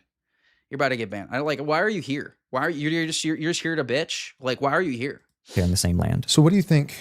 So I don't entirely disagree. I Yes. more so agree than disagree. Yes. But this is where we get into some of the distinctions between us. So the way that, to sum it up at the risk of oversimplicity, I would define myself as a Christian nationalist. Mm-hmm. I would be sympathetic to somebody who's a white nationalist. I wouldn't seek to demonize them. And now I think there are some white nationalists, like I said earlier, who stop being so condescending to everybody, dude. Just have normal discourse. Just have normal discourse like everybody else. Stop being a dick for no reason. They might as well be, with friends like these, who needs enemies. But it's not from a place of malice. It's from a place of retardation. They can't help themselves. But there are other white nationalists who I think are mature, benevolent, kind, respectful. Obviously, and for those guys, obviously this is not assimilation. By the way, Italians do this too. And I don't like it when Italians do it either. Like, I'm not saying that all Hispanics In fact, most Hispanics don't, but I have known a lot of Hispanics who have done this. I have a dear brother who, married an American, and his kids look white. And he is, fully adopted American culture. Guys, thanks for the super chats. As always, I'll go over all super chats at the end. And so, he has no ties to any other nation other than America, right? So that can happen, especially with the Hispanic population. And so, yeah, obviously it's a problem when they're flying a Mexican flag and things of that nature. I don't like it when Italians do it either. I don't want to throw them under the bus unnecessarily. So I'm not a white nationalist, but I'm not going to say, and therefore white nationalists are evil and blah, blah, blah, blah, blah. Right. But when I say I'm a Christian nationalist, I would have a place within my visualized America for Clarence Thomas. Whereas I think, and this is posed as a question, so you're an American nationalist, but you're a white nationalist. Sure. Right. And so does Clarence Thomas have to go back? So if we're talking practically, at best, he would be at the very end of the line, right. And I think, realistically speaking, we need a political era defined by remigration, by deportation, mass deportations. We need mass repatriation, for sure. And it's not just getting people out of the country, because when you're talking about the curiosity of I think it would be insane to say someone like Clarence Thomas ever has to go back. Like he's part of the founding stock of America, as a West African. Right. So, I mean, it's just absolutely insane to say that he would have to go back. So, yeah, I don't know. He's going to lose me with this take, most likely. You guys have heard my remigration take. I think that we can stabilize our demographics without any racial policies. I think we can. That doesn't mean that there isn't a racial aspect, but we can implement, a remigration plan that I've laid out before, which is debanking all illegals, and then ICE can take care of the remainder that don't leave after being debanked. Second phase is we strip all welfare from all third generation and newer migrants. So if you're third generation or newer, you are not authorized to even apply for welfare. And so that's gonna cause a lot of them to leave. I mean, you have numbers as high as 80% of Somalis in Minnesota that are on some form of welfare. So they will self-deport. You also can ban remittances, where they can't send money back to their nation, right?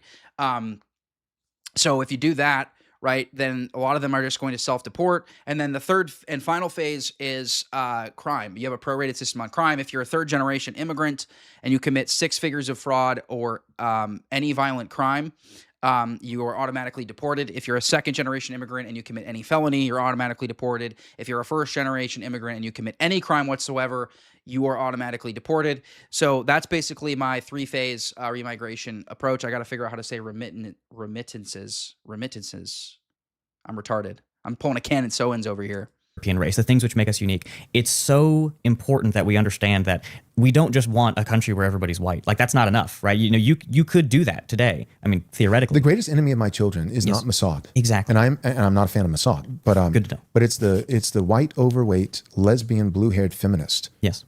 Who has statistically the most likelihood of killing my kids. Mm-hmm. So and then the other, I forgot to mention, so we're going to be extremely harsh on crime in general, right? So basically for the African-American population that's here, right, the Black American population is actually a more accurate way to describe the group, is you just be extremely harsh on crime. And I'm not talking about be disproportionately harsh on crime. I'm saying you're harsh on crime with everybody, and it just happens that high crime areas are, generally the Black American, communities, right? So we would send send the military in there to take down all the gangs. We would go full Nayib Bukele, just like they did in El Salvador, on crime. And then we would also, again, we would switch the welfare state, where instead of incentivizing single motherhood, we would actually incentivize children in wedlock. So we would give you tax breaks. We would give you even grants if you have have children in wedlock. This applies for all people, Black people, white people, everybody. So yeah, all this to say, that is something that I think would resolve a lot of the problems that we have in America with black population. Like some of the, like I read a whole book about dispensational Zionism and being, our country being in a stranglehold from Israel and foreign interests and all these kind of, like, I'm aware of. Basically, what they're discussing is we're not doing this bullshit anti-Zionism at all costs. All right. Demographics matter, guys. Demographics matter. Okay. So it's not anti-Zionism at all costs. Oh, no, absolutely not. Simultaneously, we're fighting replacement just as we're fighting Zionism. Both of them are equal and simultaneous threats that we need to deal with. Of course. I'm very aware. At the same time, though, I don't want to lose some of the momentum of it's like, well, we can all, as long as we're all white, or as long as we're all, J-pilled, or as long as we're, Sneeko has to go back. Hell yeah. Well, and you need to be better. There's things which made Europe and America so great that these are learned traditions. It's not enough to be as you are, and we need to enhance and improve the lives of our people. So, just getting back to the question about, how we define a nation. Now, again, practically speaking, there's probably going to be some people who are of different nations left in the country, even after years and years of this process, because I do think you need to do it while maintaining a semblance of law and order. Because, law and order and some type of legitimate government function, it's a lot easier to destroy than it is to bring back. And I do actually want. You see how ridiculous these people sound when they call me racist? Someone's like, "Nah, you're just a racist." Guys, I love presenting things the way I do because it just makes people sound so stupid when you call me a racist. When first of all, I don't even know what that word. The word has been. You guys have watered the word down so much that nobody even knows what it means anymore. Nobody even knows what it means anymore. So to call what I just said racist, it makes you sound retarded. Safety and security. I do believe in that, people have perhaps varying levels depending on who they are, but some amount of essential human dignity, and I don't think that turning the country into a massed area of, bayonets and barbed wire and kicking everybody out, on a whim without any mind to stability is productive because that would hurt my people, right? I want things to be done well. And I do understand that solid progress can be slow, but, thinking about who needs, obviously there's maybe upwards of 100 million people in the country right now who could be, they're already illegal, or they could be denaturalized with existing laws. Right. What we need then is not, you don't need a new constitution. Right. You need a government with the will to act. Yes. And beyond that, I think if we made that change, a lot of people who probably don't belong here but may still be citizens would probably want to leave. Exactly. And then you could look into repatriation policies that facilitate that subsidize that, and that could even be, it could save the government money when you actually look at these things. And that could be very appealing to a lot of people who are feeling the strain of the economy. And there's a lot of positive things that you could look to with how that would affect the housing crisis, how that would affect, the strain on our social services and infrastructure. So there's many things. And, when it comes back. Yeah, exactly. I saw a video, a guy explain it. He's like, mass deportations are like a magic wand. You wave the magic wand and all of a sudden there's all these houses and all these roads and all these things that are being used by illegals or by migrants milking the system. And all of a sudden these resources get to be used by Native Americans. By the way, that's me and you probably. We're Native Americans. I'm not talking about the indigenous, right? That they get to be used by actual Americans, right, who have been here for generations and have no ties to any other country. Real Americans, those resources get to be used by real Americans, not milked by third world migrants. At the end of the day, and I believe we need an era, not just a regime. When you look at perhaps the Jacksonian era, there was perhaps 40 years defined by Andrew Jackson's presidency, but defined by his traits and ideas about how a government should act, by the decisions he made and the precedents he set. And I think what we need is a new nationalist era of American governmental legislation and leadership. And that will be enough to set the country right. And, that could amount to, things so far as even a few changes to the Constitution. Right. I think that's totally warranted. I mean, it's happened before. There's no reason to say it can't happen again. Right now, NXR Studios has so much new, exciting content that will be dripping out over the next couple months. We've got a 3-part series with myself and Joe Garrissey on everything you need to know about the financial world, how to get ahead as a young man. We also have a 4-part series with myself, Pastor Dale Partridge, Calvin Robinson, and Harrison Smith from the Alex Jones Network, covering the topics of feminism, patriarchy, race, and Jewish supremacy. And lastly, we have a long-form exclusive interview with Thomas Rousseau, who is the founder of Patriot Front. Now, each of these episodes will release to the public, dripping out once per week on Wednesdays at 5 p.m. Eastern Time. But if you want to get all of these episodes available to binge watch today, and all of it, I think it's a beautiful providential document written mostly by Christian men. But for me, I would want to formally adopt the apostles. Welcome to all my new viewers, guys. Please like the live and subscribe if you're not already subscribed to my channel. I'm an Orthodox Christian. I'm far right. I am anti-replacement, anti-Jewish supremacy, anti-Islam. I worship Christ. I serve Christ alone. And I advocate for the continuation of my people being white people. I want all people to continue, but it just so happens that white people are under attack right now. So yeah, give me a follow or a subscribe if you're into that kind of thing. I'm streaming every Tuesday, Thursday, and Saturday at 2 o'clock Eastern. Creed or the Nicene Creed as a preamble to the Constitution.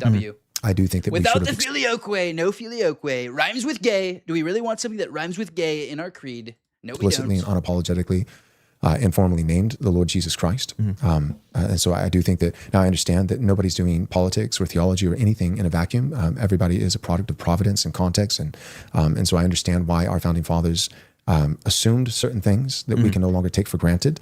But I would like to see, the Apostles' Creed adopted formally as a preamble to the Constitution. I would like to, with wisdom and prudence, revisit the latter amendments after the first 10.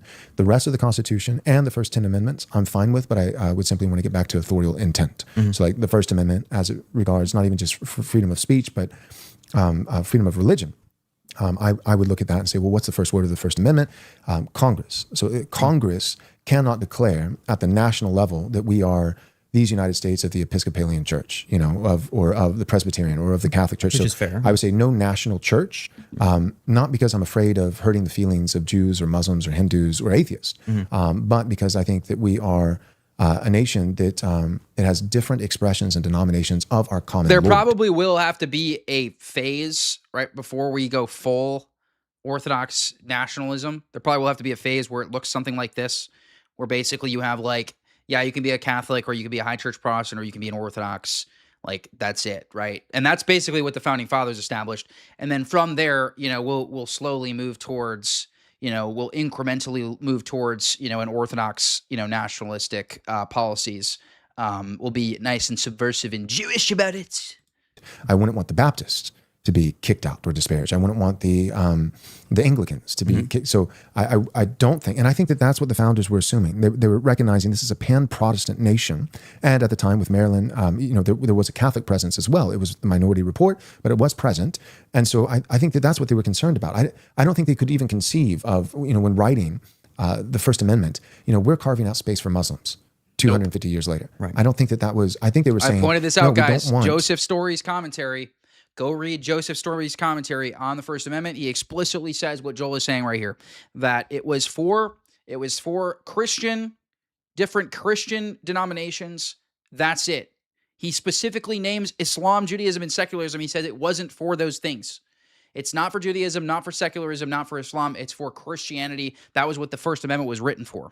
A national state-run church of a specific, not creed, but confession that would exploit and disparage other Muslims, other Christians. I think that, so my point is, I think that, you could revisit latter amendments after the first 10, adopt the Apostles' Creed as a formal preamble to the Constitution, and get back to authorial intent with everything, the vast majority that remains.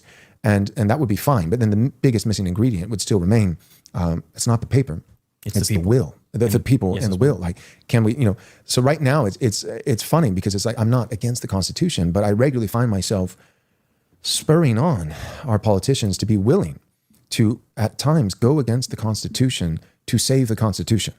Because I know that people who hate the Constitution are weaponizing the Constitution to ensure that it can't be saved. Right. And so you have to know, where are we? What time is it? Yeah, absolutely. And, when you look back at the founders, I think it's important to realize that, we're looking back at them hundreds of years ago. They were looking hundreds of years back themselves on the precedents. And they were looking back at the wars of the Reformation. They were looking back at this terrible time in European history where, principalities were leveled over distinctions, which today we would consider relatively minor.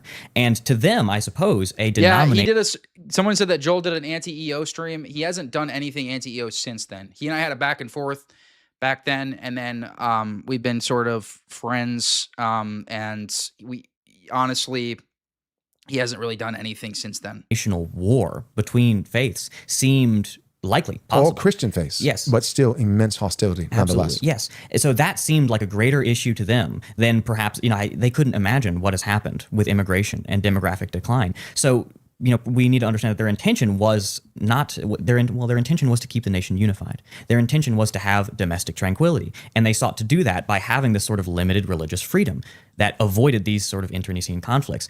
But at the same time, if you're looking back at their authorial intent, they did not. Guys, I just dropped the link in the chat. As you guys know, as my subscribers know, I'm partnered with Underground Canon. Underground Canon has phenomenal texts that you cannot get anywhere else. Head over there. Check out what they got. I always shout out the great writings of St. John Chrysostom, Homilies Against the Jews. Go get it on pre-order because it's going to sell out again very quick when he does get a new, some new inventory in. So go over to undergroundcanon.com/Ben. I dropped the link in the chat and check out what they have. Again, they have books that you can't get anywhere else, but really from all sides of the aisle. So go check it out. And then at the checkout, use code Ben. Use code Ben at the checkout for a discount. And it'll let them know that I sent you. So head over to undergroundcanon.com/Ben. Check out the books they have over there. And guys, he's even looking into Orthodoxy. He's a great dude. He's a great dude. Not predict the possibility. I mean, some of the first things they did was limit citizenship. Right. And at the Constitutional Convention, one of the first things that they agreed on is how soon can we stop importing Africans? So they did have the intent to keep the nation culturally homogenous, right? And I think that's very important when you're looking at the Constitution. But it's also important to realize that the Constitution it's a document. It can't defend itself. It is literally just a system. And it is powerful because it is viewed as legitimate, because it has the mutual agreement of so many people that those are the rules we're following. But the Constitution is not the Bible. It's not even a manifesto. Now there's people yapping about how, Orthodoxy is antithetical to the American founders.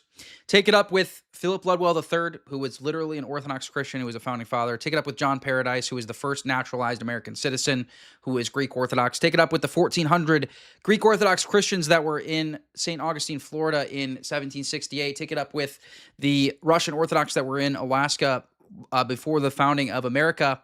Guys, these people are unserious. They think they know better than the American founders. That's how unserious they are. It's not a life-encompassing document on philosophy. It's a list of rules and rules for making those rules. And rules for particular people at a particular time. Yes. The Constitution was brilliant for that time. Yes. We now, it's, at this point, it's almost cliche, but, the Constitution was written for a moral and religious people. And the problem is that we no longer have those people. Yes. And not just because we've been flooded by immigration, but white European people are no longer moral and religious. Like I was saying earlier, the most active, tangible threat to my own children. Did someone seriously bring up the Treaty of Tripoli? Oh my gosh! Liberal and did someone actually bring up the Treaty of Tripoli? If anyone who brings up the Treaty of Tripoli, guys, is an unserious person. Okay, the Treaty of Tripoli was, first of all, it was the second draft of it. Just a couple years later, doesn't have the clause about that everybody references about how it's not the United States is not a Christian nation. Or is not founded on the Christian religion. Guys, it was written to Muslims because the pirates were basically attacking and enslaving all of our people over there. And so it was basically a plea to them to stop doing that. If you read all of the state constitutions, except for two, every single state constitution except for two originally, all had explicitly Christian verbiage in them, mentioning the Trinity specifically, or the divine revelation of the Old and New Testament. So yeah, if you're a Treaty of Tripoli guy, bro, you are not a serious person. You're not a serious person. Okay, in the context of the fact that, again, the clause was removed just a couple years later, and the fact that the state constitutions, which are much more authoritative than the Treaty of Tripoli, which was a treaty with some North African pirates, right? Believe it or not, our state constitutions are more authoritative than that. I know it's shocking to some of you people. But that is the case. To indoctrinate children in schools and drag queen story hour and all these different things. Like Tyler Robinson, he may have had help, I have my suspicions. At the same time, I don't actually have to do 14D chess and, it was secretly Mossad and this and that. No, it actually does make, whether it's true or not, it makes sense that a white dude with a furry transgender boyfriend shot another white dude that I appreciated. That actually makes sense because that's how far we've devolved. It's not just like, all the white people are standing back to back, against the Browns. If only. No, it's like about a good 60-70% of these white people hate me just as much as the black people. Right. And so Very true. we're fighting a battle on multiple fronts. And we have to. Yeah, because white people have been programmed to hate themselves, right? White people have been programmed to hate themselves. So that's why, we have to, there has to be a reprogramming. Guys, how many of you were normie just a couple years ago? How many of you were normie when you stumbled upon my content as far as your views on race? Guys, like, people are waking up fast. Glory to God. People are realizing that only white people are the ones told to be race blind. Nobody else is told to do that. Everybody else is racially aware. All right. So you should know what your ethnicity is, right? Karl Marx famously said that a man without identity is a man that is easily controlled. So you must learn who you are. You must learn about your ethnicity, honor where you came from. And that includes white people, contrary to all the modern propaganda. We have to recognize it's not overly simplistic. There's complexities. There's nuance. We can't afford to be one-sided, to be primitive, to be retarded. Like I was saying earlier, like we actually have to be wise. We have to be above reproach. We have to be respectful. We have to be reasonable, and we have to be intelligent. Yes. And that's important because you were talking in your episode about Patriot Front about the possible risks of organizing, and I deeply understand how important it is for us to be intelligent and smart and how to go about our goals and our achievements in a very practical way. And I believe that we need to work together. We need to have systems. We need to have ways to organize people because it doesn't just have to be a political organization like Patriot Front. But what you realize is PF isn't just one thing. It's just an umbrella. It's a centralizing idea that encompasses so many different unique tactics, whether we're building gyms or having family events or whether we're doing conventional political campaigning. Yeah, even Jefferson though, like guys, like the common. So someone said that Jefferson is a disease plague and a demonic threat to society even to this day. Jefferson had some destructive views, like as far as like his sort of like almost soft universalism. But Jefferson, and what I mean by universalism is just in the sense of like, his ideas, right, were universal. Like he sort of was open to all ideas. But later in his life, right, he actually became more closed-minded and more pro-Christian. Same with Franklin. So these are the two fathers that are always cited, right? These are the two fathers that are always cited in sort of like their sort of like universalist tendencies as far as ideas, right? They were kind of open to all ideas. Well, later in their life, they became actually more like pro-Christian and more like closed-minded. So it is kind of interesting how that works. So even sort of like their token founding fathers on that side of things, even they like became more sympathetic to our position. For candidates who are deserving of it, few and far between as they may be, or whether we're doing media, republishing literature, hosting or attending conferences, going to Europe, outdoorsmanship. You realize that it's not Patriot Front is an idea, it's a methodology, and it's a means for solving problems more so than it is a specific set of tactics. And we need to reclaim America, but also our people. We need to reclaim the space in their lives that should be dedicated to something greater. And because with the Constitution, right? Just putting a pin in the Constitution discussion. 90% of what is probably practically day-to-day wrong in the country could be solved with legislation. Could be solved with things which do not require these changes. What you'd be looking at those changes is to get the country back on track for another 250 years. Right. And inevitably, there will need to be another revolution. There will need to be another course correction because nations are natural. Their lifespans are tied to our own, right? And that's why we need to place the faith and the virtues of government in our people. But we need to make sure our people are a good place to place those in. I so appreciate because it's theologically. It's undeniably true. I appreciate that you've said multiple times at this point that nations are natural.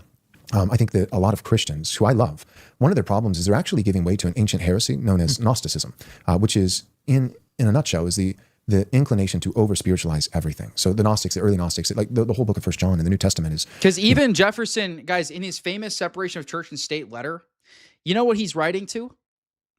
Guys, he was writing a letter to a Baptist church saying they're going to have protection from the state.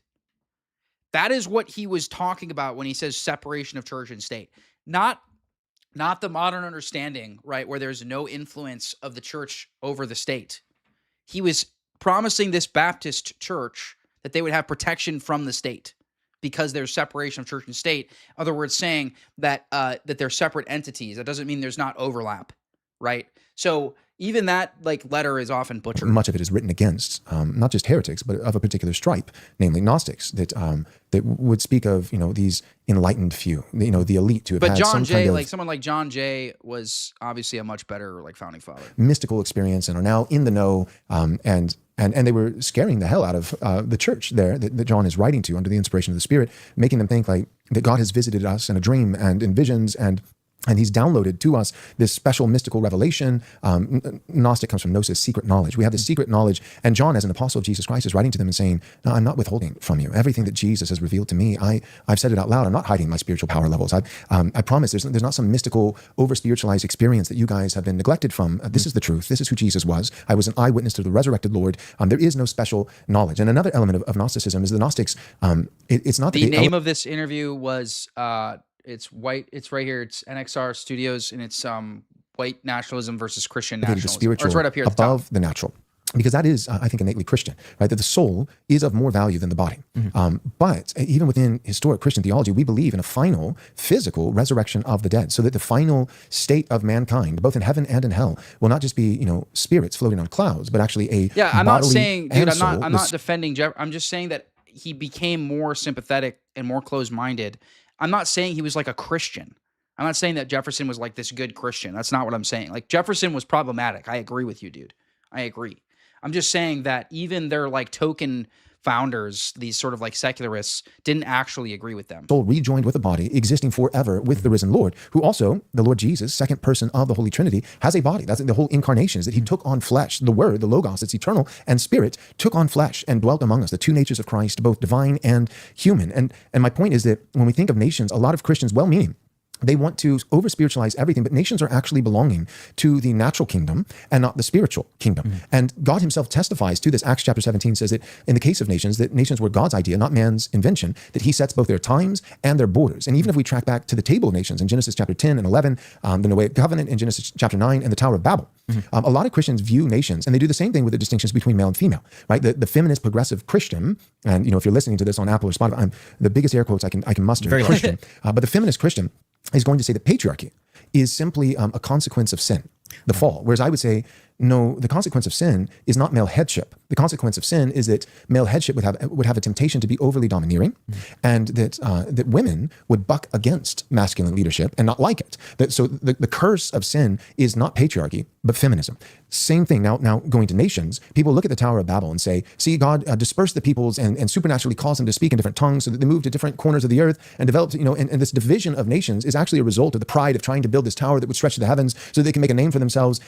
And I don't read it that way. I don't think that's true. I think there were two sins at the Tower of Babel. One was pride, a high-handed arrogance. They were trying to build a tower that stretched to the heavens so that they could be as God, make a name for themselves. But the text actually also says, and let's do this so that we will not be separated or scattered over the face of the earth. And if you go to the dominion mandate... Guys, this is so important. Remember, this is what my entire stream on Tuesday was about. And multiple Orthodox saints referencing the Tower of Babel and referencing it in the same context that Joel just pointed out, that this was an attempt of, this is how the Antichrist is trying to rule. He's trying to break down boundaries, right? He's trying to basically create this universalist world, this global universalism. That's where he's going to try to rule. And he's going to do it by destroying distinction. St. Seraphim Rose says this about Marxism, right? St. Cleopa Ely says it. St. Dumitru Staniloae says it, right?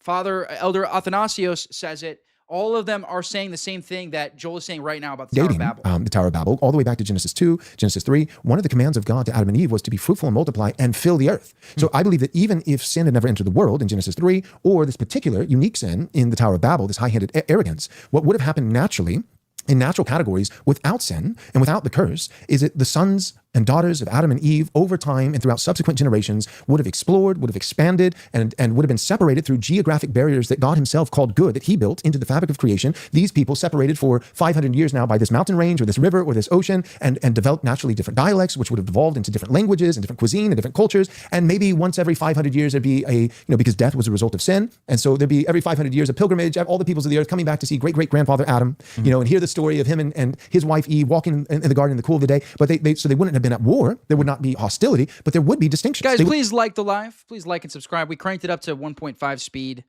to sort of get through this. We're reaching the 1 hour mark on the interview, so we're gonna keep pushing. Please like the live and subscribe. Be different people. Some would live closer to the equator, right? There would be different skin tones, and it's Sounds not like just a great plan. Yes. The Antichrist is trying to do one race, one ethnicity, one universal language. Yes. But it was God's plan, is my point. So this is not the curse. This is not sin. Every tribe, tongue, and nation. I told you before we were recording. I actually like diversity in heaven, right? And here's the thing: if I want to be surrounding the throne of my Lord and Savior, worshiping Him forever with my brothers and sisters in Christ of every tribe, tongue, and nation, people who don't look like me and speak like me, to have diversity in the end game, heaven, those distinctions have to be maintained and not eroded. Now, here temporally on earth. And if we eradicate all distinctions and it just becomes this amalgamation, this brown soup, we all speak the same dialect, we all look the same, we all, then you actually lose this great eternal eschatological promise. And here's the thing, it's not just what I like, who cares what Joel likes? It seems like God mentions this because he likes it. It seems like there's something about the Christian God who actually prefers and designed that there would be not just one people, but there would be a variety of distinct peoples in different dialects with different cultures who all love and worship him. And so I want, as a Christian nationalist, I want to see all the nations Christianized. I think some of those nations, their Christianization will involve our colonization, that we would go and help these people as the British Empire did, right? And that being benevolent, kind, not brutal, and it's not to say that Europeans have never done anything wrong in colonization, but going and helping other nations. This is the text that I think that best summarizes this point that he made, guys, about the Tower of Babel and the Antichrist, right? And it's about this. I'm not going to read the full quote, but this is Elder Athanasios, who again is going to be a canonized saint very soon. He just reposed in 2006. But he says basically the argument that there are no borders, that there are basically no peoples, everybody is just kind of the same thing. This is the work of the Antichrist. This is determined for us as the fathers interpret the Holy Bible. So if we see what is happening now with Europe, the next step is to have no borders. Then you will say the Antichrist is coming. All this is preparation for the kingdom, the empire of the Antichrist. So basically, he advocates for divine ordained homogeneity here. And then he says that the alternative is basically the work of the Antichrist. So again, this is Elder Athanasios. I just dropped the link in the chat for you guys. But helping them where they are and not helping them here. And so I want to see all these things occur in the providence of God over time. But the point is that nations should not be over-spiritualized. They fall into natural categories, and they're not merely a result of the consequence of sin, but would have happened naturally even if sin had never entered the world, because it pre-existed. Nations pre-existed man and his preferences or innovations. It existed first, I believe, in the mind of the triune God before the foundations of the world were ever laid. Nations are good. And we have to see them as good and as belonging to natural categories, but of a divine innovation. And I think that you would agree with that, even though you yourself are not a Christian. You believe in a higher power, right? Yes. You're not an atheist. There is something more to. Guys, this is something a little bit sus about Thomas. I've even heard. I don't know if this is true. I have simply heard that. I've heard people say that there are ties to. He has some Masonic ties in his family as well. I don't know if it's true. Don't sue me. I'm just saying that I've heard it. I don't know if it's true at all. All right. So don't sue me, Thomas. But yeah, so I don't know. Maybe someone knows more about that than me, but I know he's not a Christian. The material world. And, my faith is, I wasn't raised extremely religious. My parents, it was kind of the process, which I'm sure you're not unfamiliar with, where on the special holidays, you go to church and that's about it. Nothing against my parents, though, of course. But, that has been, largely where I've been. And people are often defined by the circumstances of their birth. But I have grown my appreciation for the Christian faith. And I do think that there's an immense value to it. And I do think it is an integral part of American history. And what you're saying is very compelling because, we've had members who have spoken with their family. And, I've heard arguments made that, all of this politics you're doing, all of this trying to uplift the people or stop immigration or these other things, it's also worldly. Why do you even care? You're just running out the clock until you can die and go to heaven. And This is refuted by my whole stream on Tuesday, where I walked through how the Russian Orthodox position on the church and politics advocates for caring for our earthly home, right? Which we are a steward of. We are a steward of our earthly home. This is what Codriano explains, right? We inherit our earthly home as stewards of it, right? And so therefore, just as we are stewards of our body and of our family, we are also stewards of our nation. Therefore, it does matter to care for our earthly home. My dear brother Gregory Hears pointed out, he said, how can we claim to care about our heavenly home which we do not see, if we do not even care about our earthly home, which we do see. I think that's your position. No. And I do think it's important that that we realize that the worldly, is also real, is a Yes. part of the plan, and regardless, God made a physical world. we experience it. And he Yeah, liked we're it. not He said, Gnostics. and it is good. So like God is not Gnostic. God cares about, and the Apostle Paul says spiritual training is of greater value. It's the highest priority. And then he says bodily training, physical training is of some value. And I think that a lot of Christians, as they're triaging virtues, priorities, importance, when they see something as more important than the other, a lot of times they'll allocate no importance to the Yes. latter. So because This this is exactly right. This is exactly right. This is where we constantly get bogged down, guys, in these conversations about race and ethnicity and gender roles and all these things, is because everybody's like, oh, well, we're all equal in Christ. And it's like, well, that's true. We're all equal in Christ, but that doesn't mean that this other stuff doesn't have some value. Doesn't mean this other stuff doesn't have some value. Race is not nothing and it's not everything, right? It's something in between. Okay? Just like all of these things, all right? All of it has to be submitted to Christ. All of it is submitted to the universal church through Christ. eternity is more important than temporal. Temporal is therefore of no importance because the soul is of greater value than the body. The body therefore is of no importance. But that is not historic Christian doctrine. That is a modern perversion of Christian doctrine that conveniently also seems in terms of its timing to sync up with propositional nationhood, liberalism, Pacifying people so they do not resist their dispossession. It's almost as if it's a foreign element which has been imposed upon us in many ways. and I get some of the white nationalists who are pagan. Right. I vehemently disagree with them. As But I do don't I. hate them at all. I want to evangelize them. I want to preach to them the gospel. I want to see them come to Jesus. But one of the things that I'm constantly telling them is because I'm sympathetic to them seeing Christianity and particularly the teachings, the red letter teachings of Christ in the New Testament as a liability to our people in terms of natural categories. The descendants of Europeans. They're like, I have a whole video on what it means to be an American that you should go check out if you haven't seen it. Those that are talking about what this point of this video is. That's not necessarily the point of this video. I have a whole video on that I just did last week. It's called "What Is an American?" I think it's called "What Is American?" Vivek Ramaswamy refuted.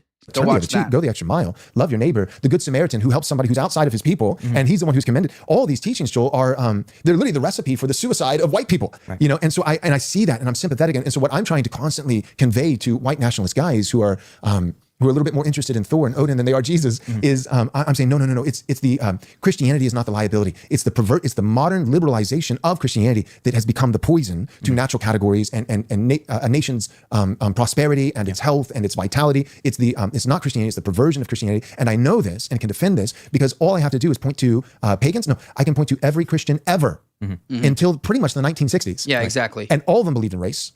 All of them understood natural categories. All of them elevated natural law. All of them loved these teachings of Jesus. This is where these retards, guys, these pagan LARPers that trying to throw Christianity under the bus. They say Christianity is the reason we're in this position.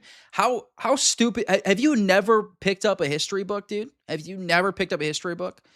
Because I usually give them. I mean, Joel is right. It was really till the 1960s.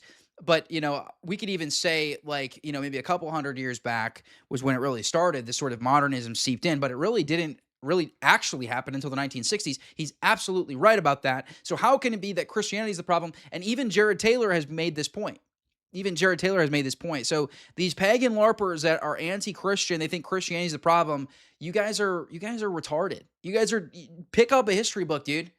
Christianity was the powerhouse for Europeans, right? For literally millennia. And by the way, we took Germanic barbarians and turned them into world powers, right? We took Germanic barbarians, turned them into civilized world powers. That was my people, by the way, right? Who were Germanic barbarians. And it was Christianity that civilized us and turned us into world conquerors. So... But it wasn't an either or. They took the turn the other cheek, and they took the teachings and they were able to hold them in tension with natural revelation, with a clear understanding of natural distinctions. And I can do this with not only Christians, but the Christians who are my national founders. I can do this with George Washington. This is a great point, criticizing Joel. Oh, wait, wrong one. Hang on. Wait, where'd it go? Where'd it go? Where'd the comment go? Did someone delete it? Someone just made a comment that I thought was funny. I must have lost it. It was basically making fun of Joel for wanting to return to historical Christianity, but not wanting to be Orthodox. Where the free now it's like now it's tripping me out, bro. Where that comment went. Anyways. Do this with Andrew Jackson. I can do this with Teddy Roosevelt. I can do this with all these great men who would say, yeah, this person is different. Yeah. And as somebody, but also made in the image of God, yeah, for sure, can be catechized, can take the Lord's Supper, can be a Christian, but also is different. Ethnophilatism has nothing to do with ethno-nationalism. So I went over this. On my stream on Tuesday. Ethnophilatism is about gatekeeping the church based on ethnicity. No one is advocating for that. No one is advocating for gatekeeping the church. Every single ethnicity is welcome in the church. Every single ethnicity is welcome in the church. So ethno-nationalism has nothing to do. Ethno-nationalism has to do with preserving national identity. That's it. Because historically, and it's kind of a tautology actually, because ethnos and nation used to be the same thing, right? It used to be the same thing. So all this to say, has nothing to do with ethnophilatism.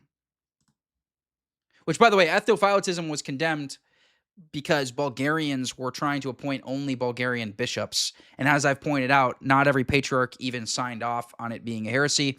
But I still grant that it is a heresy. I don't really care because what I'm advocating for has nothing to do with ethnophilatism. And they were reading the Bible, yes, and saw no contradiction. Right.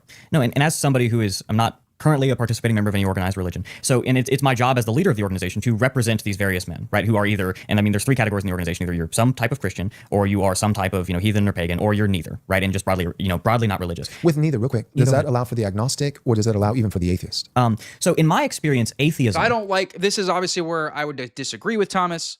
I will not ally with. I really don't make allies with anyone who's a non-Trinitarian. So, I don't believe in this, like, he believes in like this race above all else. I don't believe in that. I think race is something, but it's not everything.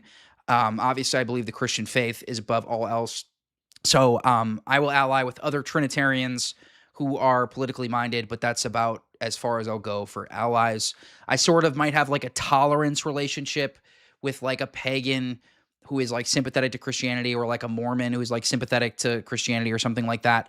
I might have a tolerance relationship with them, but I wouldn't consider them allies. Like capital A atheism is more of it was kind of an ideology more than it was just a disposition. And the actual ideology you will find of, again, capital A atheism is not really compatible with what we do. It's not. Because you look at it, it was kind of, I don't want to say a fad, but it was much more trendy. And much more modern. Yes. And it wasn't just, I don't believe in God. It was a very kind of wide set of beliefs about the world. And some of those other political stances, it don't really comply. And so there's a lot of agnostics in the organization. Right. I would say the people that look into the organization and even use the term atheist, in their application or anything is maybe 1%. And even in that, there's even smaller of a group where they say, oh, well, maybe I was raised atheist, but now I just don't know. Or maybe I am atheist, but I really like I appreciate Christianity and blah, blah. So you're not really capital A ideologically atheist. Nobody it almost doesn't exist. The atheists kind of had their high watermark in the 90s, yes, right? Like James Lindsay, the new atheist. And at this point, like, the hardest thing about being an atheist is telling your dad you're gay. You know what I mean? So at this point, like even James Lindsay is like, no, I'm agnostic. Like everyone's kind of like retreated from that position because it was so silly. Yeah. And it's tough when I see, now religious infighting does not exist within the organization. We are so unanimous in our common cause. And it's almost frustrating when I see the complete unity that exists within the organization because we're all fighting for the same thing. We're fighting for the same people. And guys, I think the two of you that are fighting in the chat right now, I think you guys agree. So just like chill out. All right, chill out. I think, are you guys both Orthodox and you're both like, I think you both like agree, like you're both, not anti-white. Pretty sure you're both nationalists. Like, guys, we're on the same team here. The members of different faiths are the representatives of their convictions. I tell them, I don't want you to go try to aggressively convert these other guys because that would kind of get in the way of the work you're doing right now. Yeah, and if you this is so retarded. Nationalism is the real religion above God or equal to God. Tell that to St Dumitru Staniloae. Tell it to St Cleopa Ely. Tell it to all the saints. I did a whole stream on Tuesday reading through saints, reading through official Orthodox documents explicitly affirming nationalism. Tell it to them. In fact, St Dumitru Staniloae says that to be an anti-nationalist is actually a greater sin than being a sinful nationalist. A sinful form of nationalism is actually not as bad, according to St Dumitru, as denying nationalism wholesale like you just did.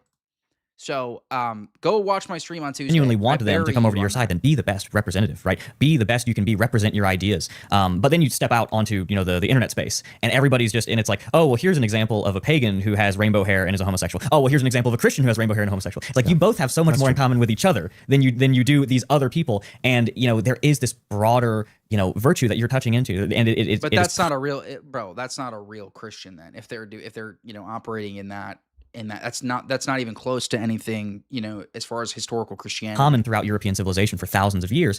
And, you know, I do believe that the Christianity in Europe is European. Now, there are parts of the world that have been Christian for thousands of years, you know, like Ethiopia. Right, I think was one of the first places, if not maybe the first, to be converted. One of the first.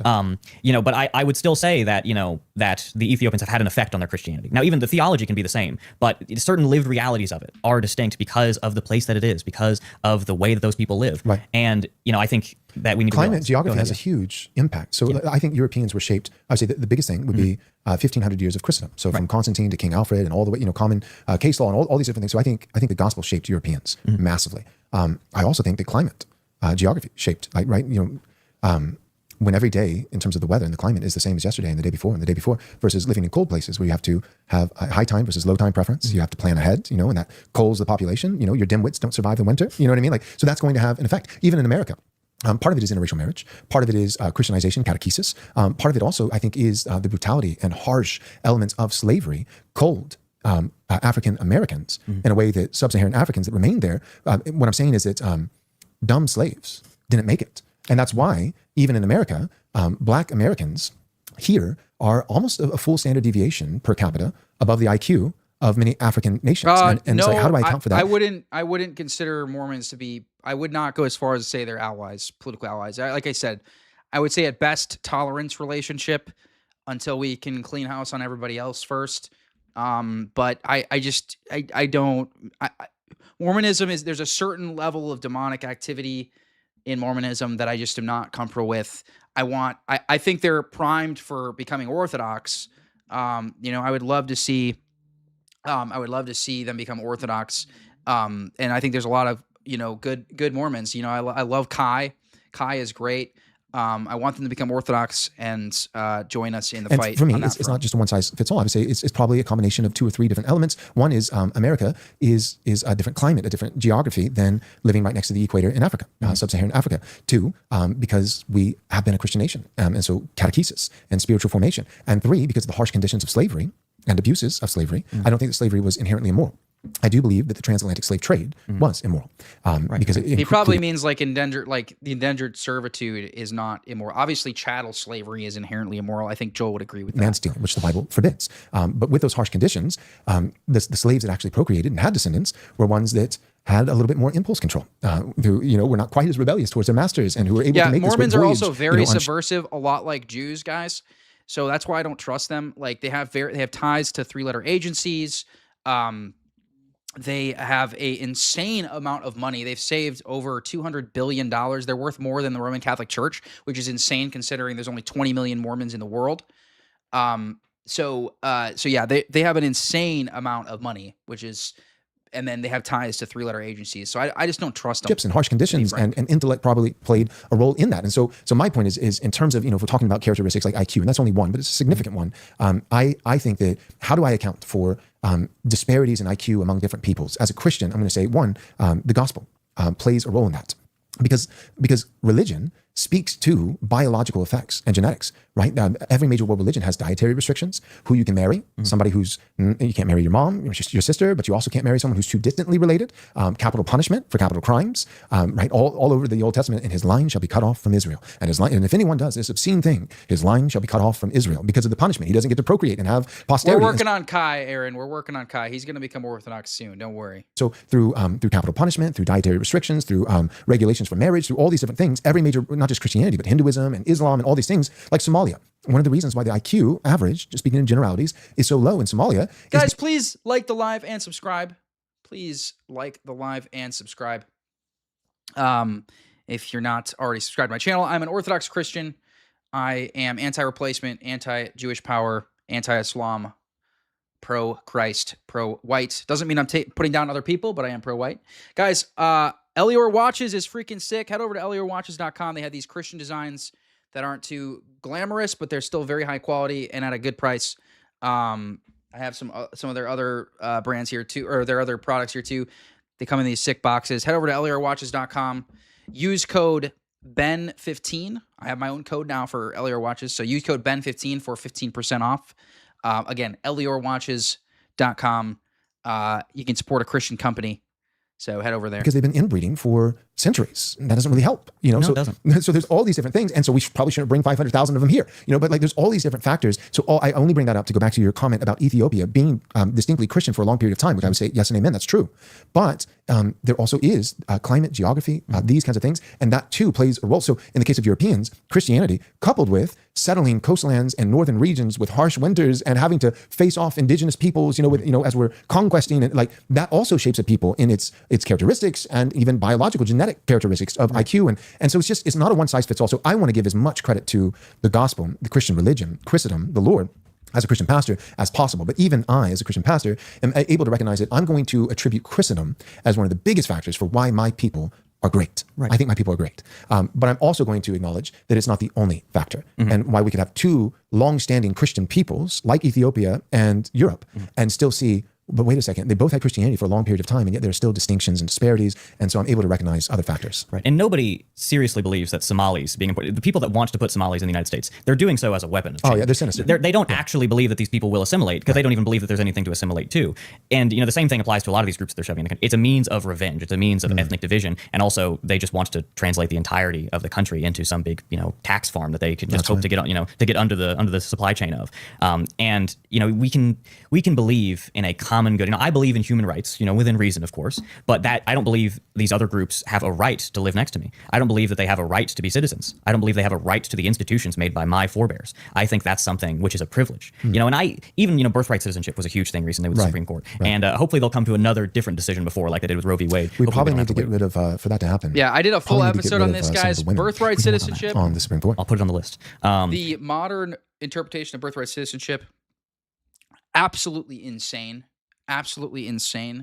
that you can come here illegally, have a baby on U.S. soil, and that baby is an American citizen. Absolutely diabolical. That's the modern interpretation.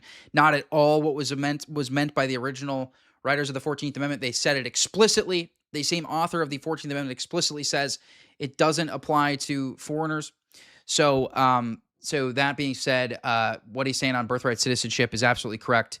That is one of the. It makes us a joke of a country, to be honest. But in a country where otherwise everything is fine, it would make sense that you're born in this country and you are a citizen of it, right? However, with so much else wrong, with so much else damaged, with so much else globalized, internationalized, where the country has become, quote, a squalid arena, right? Where the whole world is shoved together. And how can you possibly hope to have any type of brotherly love or kindred spirit among anybody? It's a recreation of the Tower of Babel. Very similar, yeah. Which the Lord hated. And there's a lot of the hubris going on too, that we need to have a new era of American politics where we start making the definition of what an American is much more stringent. Yes. And we need to look in the authorial intent, and we need to look at natural law as well, and say, hey, whether or not the founder said this, or whether we can find an exact quote for that. Although I'd probably be more nuanced with my understanding of what an American is than Thomas. Like Thomas would probably limit it to white people. I would not.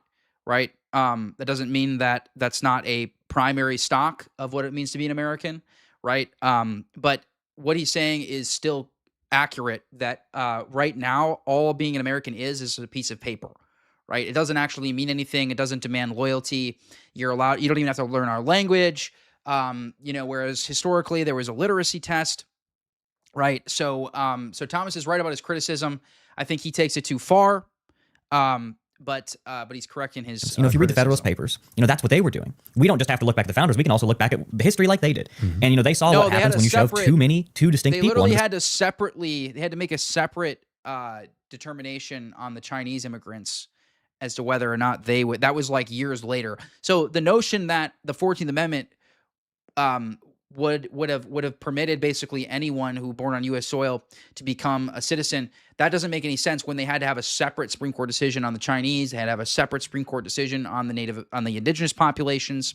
So yeah, it actually disproves that interpretation was that of the authors. Same government.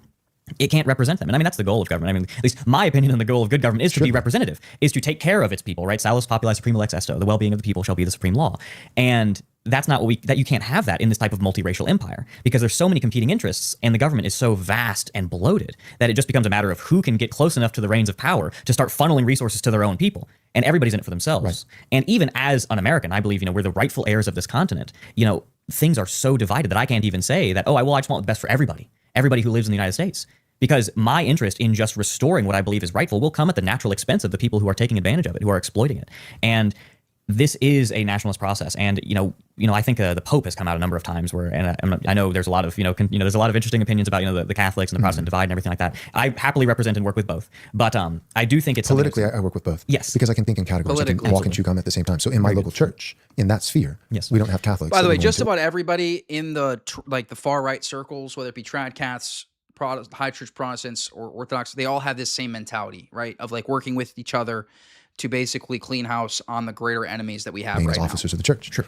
In the realm of culture and politics, I'm partnering with Catholics all the time because our interests overlap. But you hear a lot about, dignity, right? And I believe in human dignity, right? Now, perhaps I don't believe that everybody has the same amount of essential dignity. Maybe certain people are born with more or less. But, you need to be able to kind of cross the threshold that a lot of things need to be changed. A lot of things. And a lot of people are going to be upset. And, I want to keep things as happy as possible. I want to maintain law and order. Right. But there's no way I seriously believe you can overhaul the country without stepping on a few toes here and there. Yeah, no, you're right. Explain real quick, dignity. So it sounds like you're saying everybody has it. Everybody has human dignity, but there would be a sliding scale. I think I know what you mean. I'd have some respectful pushback, but let me give you a chance to clarify that.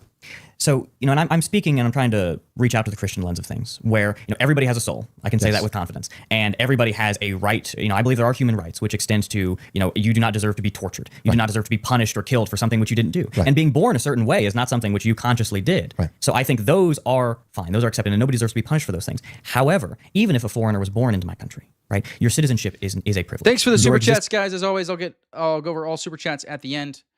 Actually, I'm about to run out of room, so I might have to go over super chats here in a moment.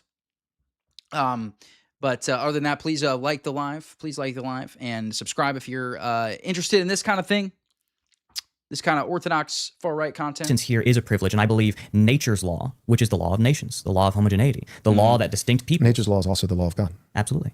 But I do believe that these laws. Yes, the Pope has come out big time pro-mass migration, and Protestant and Catholic charities have been some of the driving forces behind mass migration. And this is why I point out to my dear brothers that are on the far right, you guys got to come over. The water's warm, because only Orthodoxy is not supporting this mass migration agenda. In fact, our archbishops are actively speaking against it. That are larger than us. You don't get away with breaking them, right? The law of God or the law of nature are very different than the laws of man, because you can pull one over on man, but God and nature, it's much more difficult, or so I hear. So that the matter is, a lot of these people are in violations of natural law, and that's not always their decision, right? And I think we need to have a realization where we can draw certain distinctions there.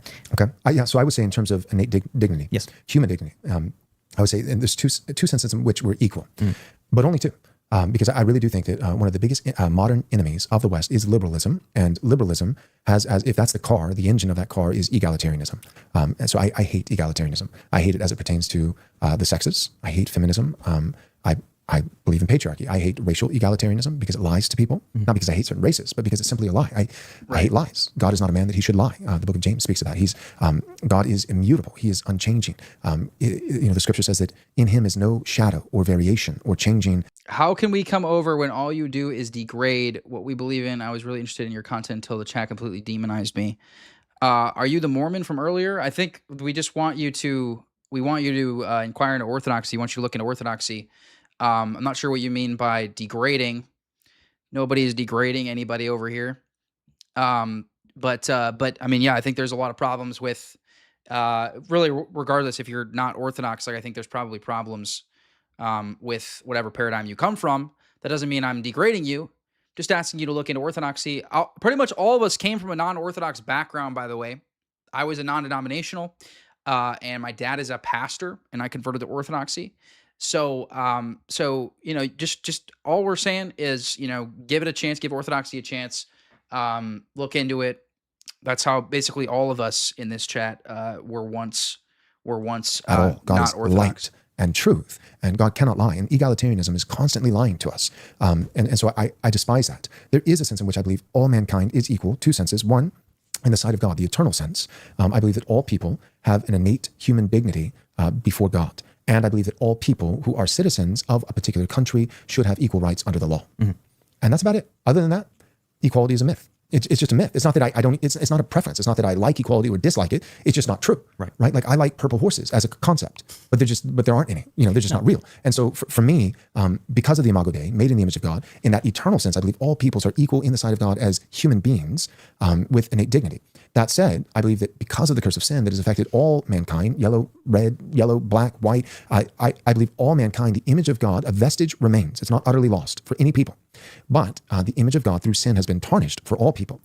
And this is a difficult conversation that people don't like. But even within Christian theology, Aquinas argued this, other church fathers argued that for all people, the image of God is tarnished. And for all people, the image of God, a vestige, remains.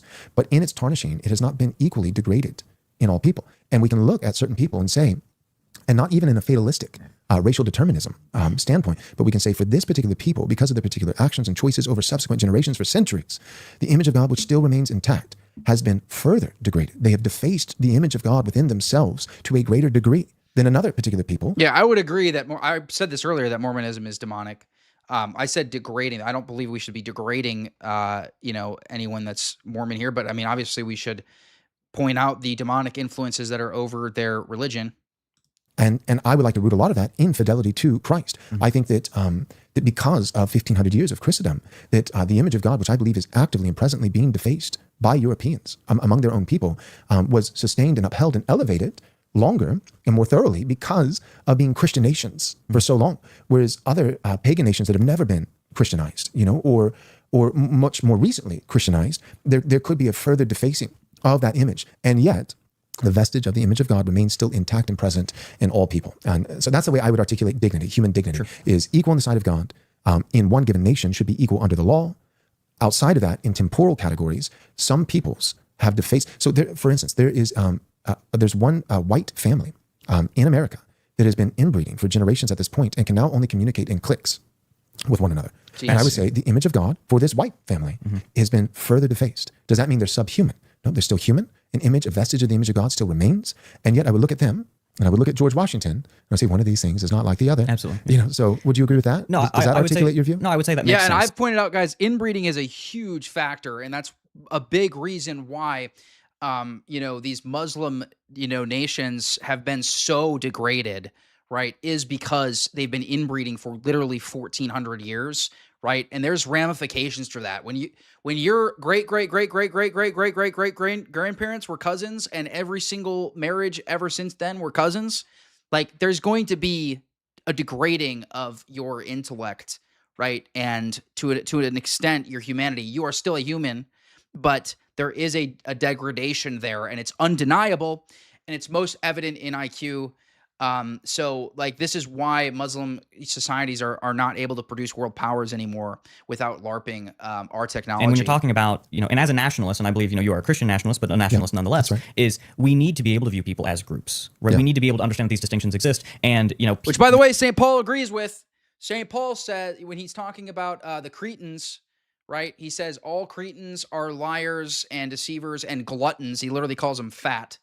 Right. But he's writing to Cretans. So he's saying he's obviously believes that like St. Titus and those that he's writing to are an exception, right, to the rule. But he's talking in a generality about Cretans, how they're fat and liars. There are concepts of equality. And I do agree that there are those in certain cases. I even think equality under the law makes a lot of sense, and it works really well. For citizens within a certain scope can it be practiced before things get really impractical. A rich man and a poor man who commit the same crime should both face the same jury, et cetera, et cetera. But, you cannot have a government which refuses basic realities, right? A government that ceases to recognize race is no more practical than a government that ceases to recognize gravity. You can do it. You can try to write laws saying it won't happen, but it's not going to change the world. It's not going to change natural laws. And every decision subsequently that you make on that false idea will create more dysfunction, will create more chaos. And the worst part about it is a lot of these politicians, the people making these laws, they don't actually believe it. Right. But when they're creating these institutions with this in mind, plenty of people do. I've talked to people in the Trump administration high up. Right. They're all race realist. That's good. They just don't think it'll ever work. Well, so all these guys are hiding their power levels. Right. I'm not. What I think is what I say. So it's like, do you think that Jews should be put on a train? Like, no, I actually don't think that, privately or publicly. Do you think race is real? Yes, I do think that privately. And what? There's no train lines that go all the way to Israel. Right, exactly. Yeah. So like what I say is what I think. In the case of politicians, and I'm not even saying this inherently immoral. I think that politicians, that's probably one of the unique professions where you kind of do need to hide your power levels a little bit. There's actually some prudence there and some practical reasons why. But my point is just to agree with you that our politicians know that you cannot deny reality, just like you can't deny gravity. So I actually don't think that it's all of them are just blundering idiots and ignorant. I hope not. I think that they're actively deceptive. I think they know, and they're just thinking that maybe we can somehow go against the grain. And I've said this before. I said if everybody who thought like a nationalist acted like one, we'd have our country back. By tomorrow morning. And I'm not. Jay and Tucker were just talking about this, by the way, about how like a lot of these people are like nefarious intentionally, right?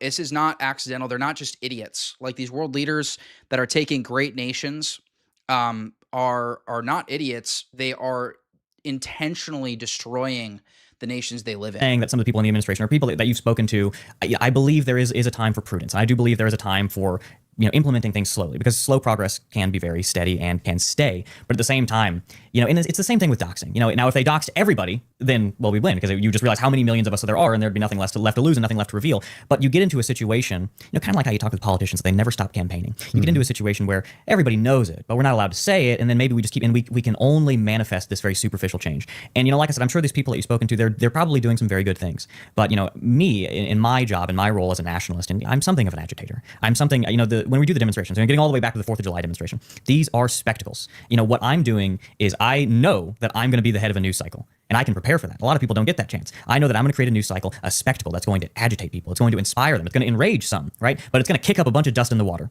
right? That's the goal, because I want big change. I want lots of malleability to ideas. And when you see people who are confused or shocked or whatever, they are in a state of flux, which is great, because that's where I want them. I want people who are unsettled and ready to have new ideas. And, I do think that there is something to say about like you said, just the total integrity. Because if everybody, and I don't want people to get doxxed, I protect members. We could talk about the tactics and how important that is for our members to have livelihoods and stations of importance that are worthwhile, because it's a big thing that we do. But when it comes to, there's so many people in power, and there's so many people who are even close to power who have the right ideas, and one by one they can stop things. These superficial changes, they may be enough in some cases. Yeah, guys, it honestly wouldn't take much. Everybody black pills on like what's required to fix this country, bro. If you actually listen to my migration plan and like how quickly that would resolve things, and then just like uproot Zog, like, dude, we could fix this country in a couple years. It really would not take that long. I don't think there'll be enough in the aggregate, but I believe, which is what I represent, a much more bold nationalist vector coming to the process of change. And in that, we were talking a bit about all the things that we do. There's no tactics, that I'm writing off besides like violence and chaos and things which are unproductive and dangerous. I believe in a full scope of change, a full scope of tactics, everything from conventional politics, community building, etc. But we need to have the unifying and agreeably radical idea of how far the country needs to be changed and reshaped. Right. So, at the risk of oversimplification, I would say one of the distinctions between us, Christian nationalists, white nationalists, my ideal America would be all Christian, mostly white. And I think you would say all white, mostly Christian. Is that a fair? I would say that's fine. I would say I could accept that. I do believe that Christianity, and especially, there are denominations and there's experiences of Christianity which are unique to this country, unique to this people. And I do believe that is a part of our story. That is a part of our heritage. And, if you ask me if Christian and European heritage are both, inseparable from, the American founding. And I went over this in my What Makes an American stream. So like they're both, you can't separate either, and that's what white nationalists try to separate. They try to say that, it's not Christian, or at least Christian is not an immutable characteristic. One of the dilemmas I like to present to these race above religion guys is like, if America was 100% white but it was pagan, would it still be America? And the answer is obviously no. Right? If America was 100% white but it was pagan, it wouldn't be America anymore, because Christianity is it is literally an immutable characteristic of American culture. And so you have to at least have some form of Christianity for America to still be America. I'd be happy with getting rid of that. And no, absolutely not. I do think that is part of our identity and part of our unique experience, which makes us unlike any other nation. And I wouldn't mind the country being all Christian at all, And for me, faith is, a personal matter, at least for me as an individual. But on the aggregate, I am concerned with civic virtues, and I do believe that Christianity has a great amount to offer in that respect. How do you have, but at the same time, how do you have civic virtue without something grounding it? You have to have Christian virtue to have civic virtue. So, and you're talking about, you've spoken to some pagans, and it is a more modern thing. I've talked to them in the organization because, I go around the organization to members of various faiths, and sometimes I ask very blunt questions because it's my job to represent you. It's my job to make sure I'm making decisions and statements with you in mind. And I ask them, the pagans, and I say, okay, so realistically, if your church or denomination or what have you was a bit more realistic on matters of race and distinction, do you think you would be? Which, by the way, the Orthodox Church is now. There's still some modernism like in the Orthodox Church, but like this is not as relevant. The modernist, anti-white rhetoric is not nearly as relevant in the Orthodox Church. And that's not to say that they don't genuinely believe what they believe now. Many of them do, but usually the answer for many people is no. Right, for many, it's a reaction. Failure. Yes, it's the key failure of a lot of these Christian institutions to become so globalized. And I just pointed this out, by the way, on one of my stories recently, where like I get so many DMs of people that had given up on Christianity. And then they found my content. I'm out here, actively pro-white, which again doesn't mean tearing down other people, but I am pro-white, right? So people had given up on Christianity because it had fully bent the knee on this anti-white modernist, rhetoric. And I'm basically I'm showing people the saints and what they had to say about this.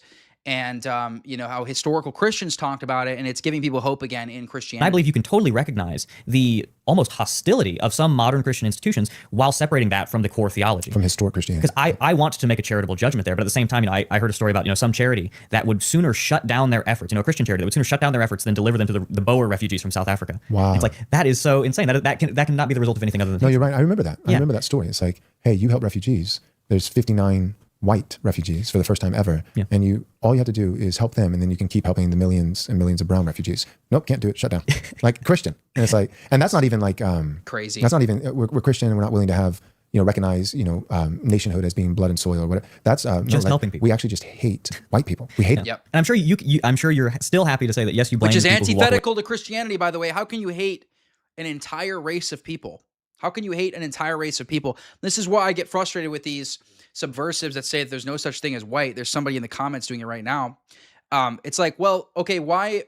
I bet you know what white is when we're talking about who to blame for these supposed atrocities that, by the way, most of which we didn't commit, or they are the same atrocities that everybody committed. So somehow, modern academia has no problem identifying who white people are when they're talking about their historical narrative.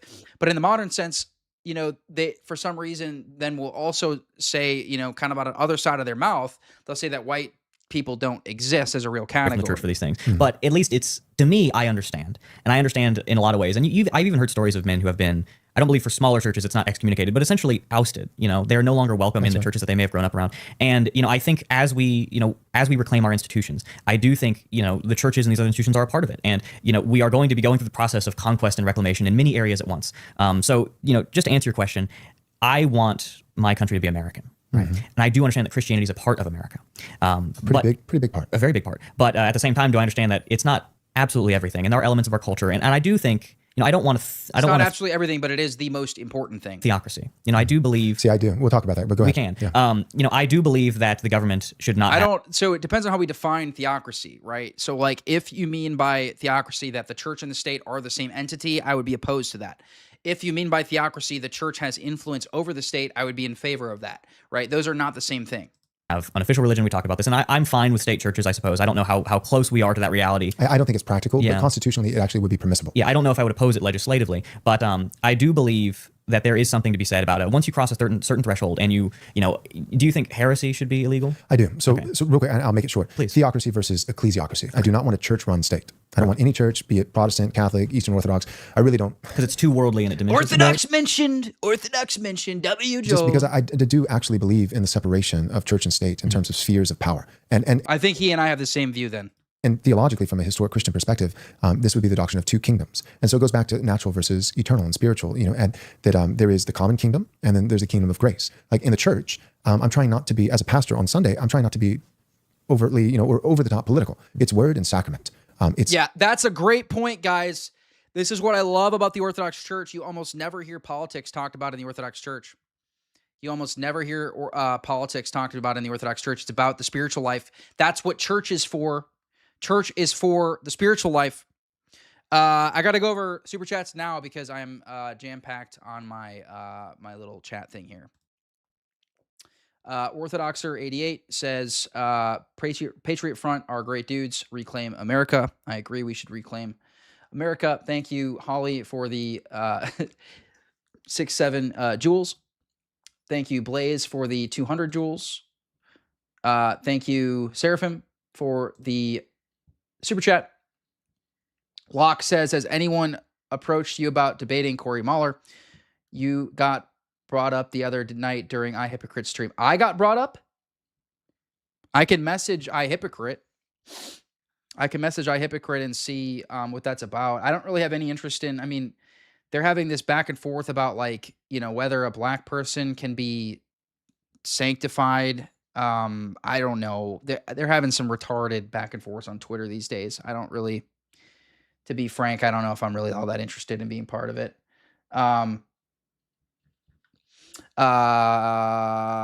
Thanks, Octavian, for the super chat. Help reach the super chat goal. Dominic says, I'm pro-monarchist. Do you have any book recs? Ironically, For My Legionaries. For My Legionaries is going to be the best book because For My Legionaries has a whole section on monarchism. Oh, thank you. Did Holly send a gold coin, another 10 joules? Thank you, Holly. For My Legionaries. So Codriano is often called a fascist. However, Codriano was actually a staunch monarchist.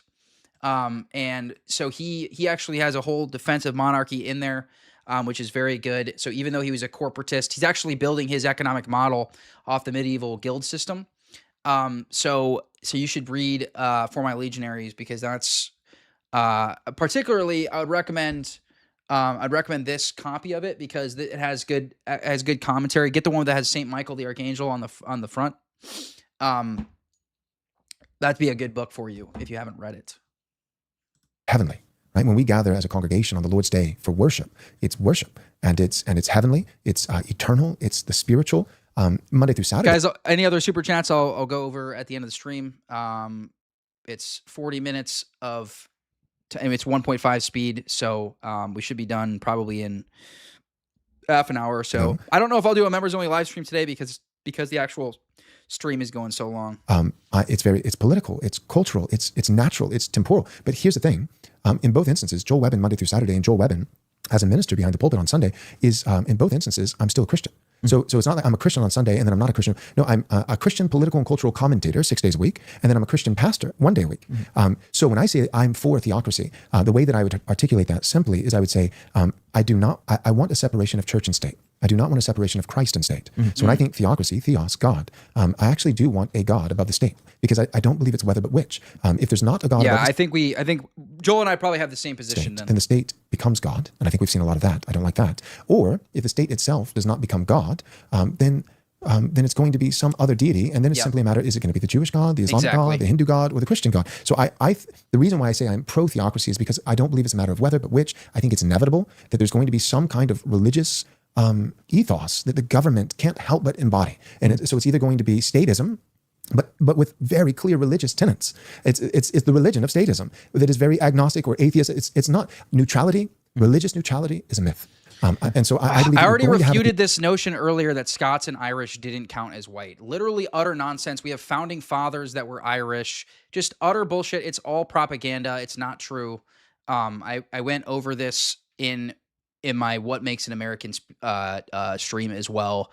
I refuted this by reading the Teddy Roosevelt quotes. Teddy Roosevelt cites all the founding fathers of those various ethnicities, so it's literally not true. Theocracy, either statism, the state is God, or it's going to be Islamic theocracy or Hindu theocracy or what we've had, Jewish theocracy, or it's going to be a Christian theocracy, but not ecclesiocracy. So I don't want the Episcopal Church at a national level being the state national religion. So does that distinction? No, and I understand what you're saying. And I certainly don't believe that the Orthodox Church will be the national church. Is a supernatural or almighty. I don't think it should fill the role of the almighty in any context. Whatever your religious beliefs are, anybody who is lording over the state it's made of people, right? It's made of people. And that's another thing too, guys. These Protestants, they can't afford. These Protestants have to be ecumenical because they don't have the motion to like as individual entities to like advocate for a state church. So like Joel being, I think, Presbyterian, like he would never be able to have a Presbyterian only America. Like that's just impossible.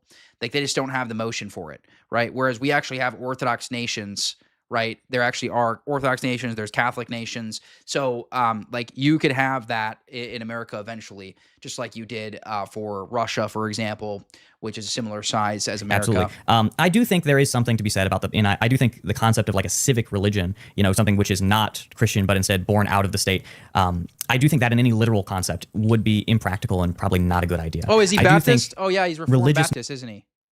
Is he Reformed Baptist? Or is he Presbyterian? I can't remember. Neutrality. Now, you say religious neutrality is myth. I do my best to be religiously neutral within I the can scope. tell you're doing the best. I am, and yes. I would just say, so I'm presuppositionalist in a lot of my thinking. And I would just say that yeah, each individual Protestant denomination doesn't have enough motion on their own. That's why they don't have, they used to be very exclusive, by the way. If you read like the historical Protestants, they were very exclusive. They had closed communion.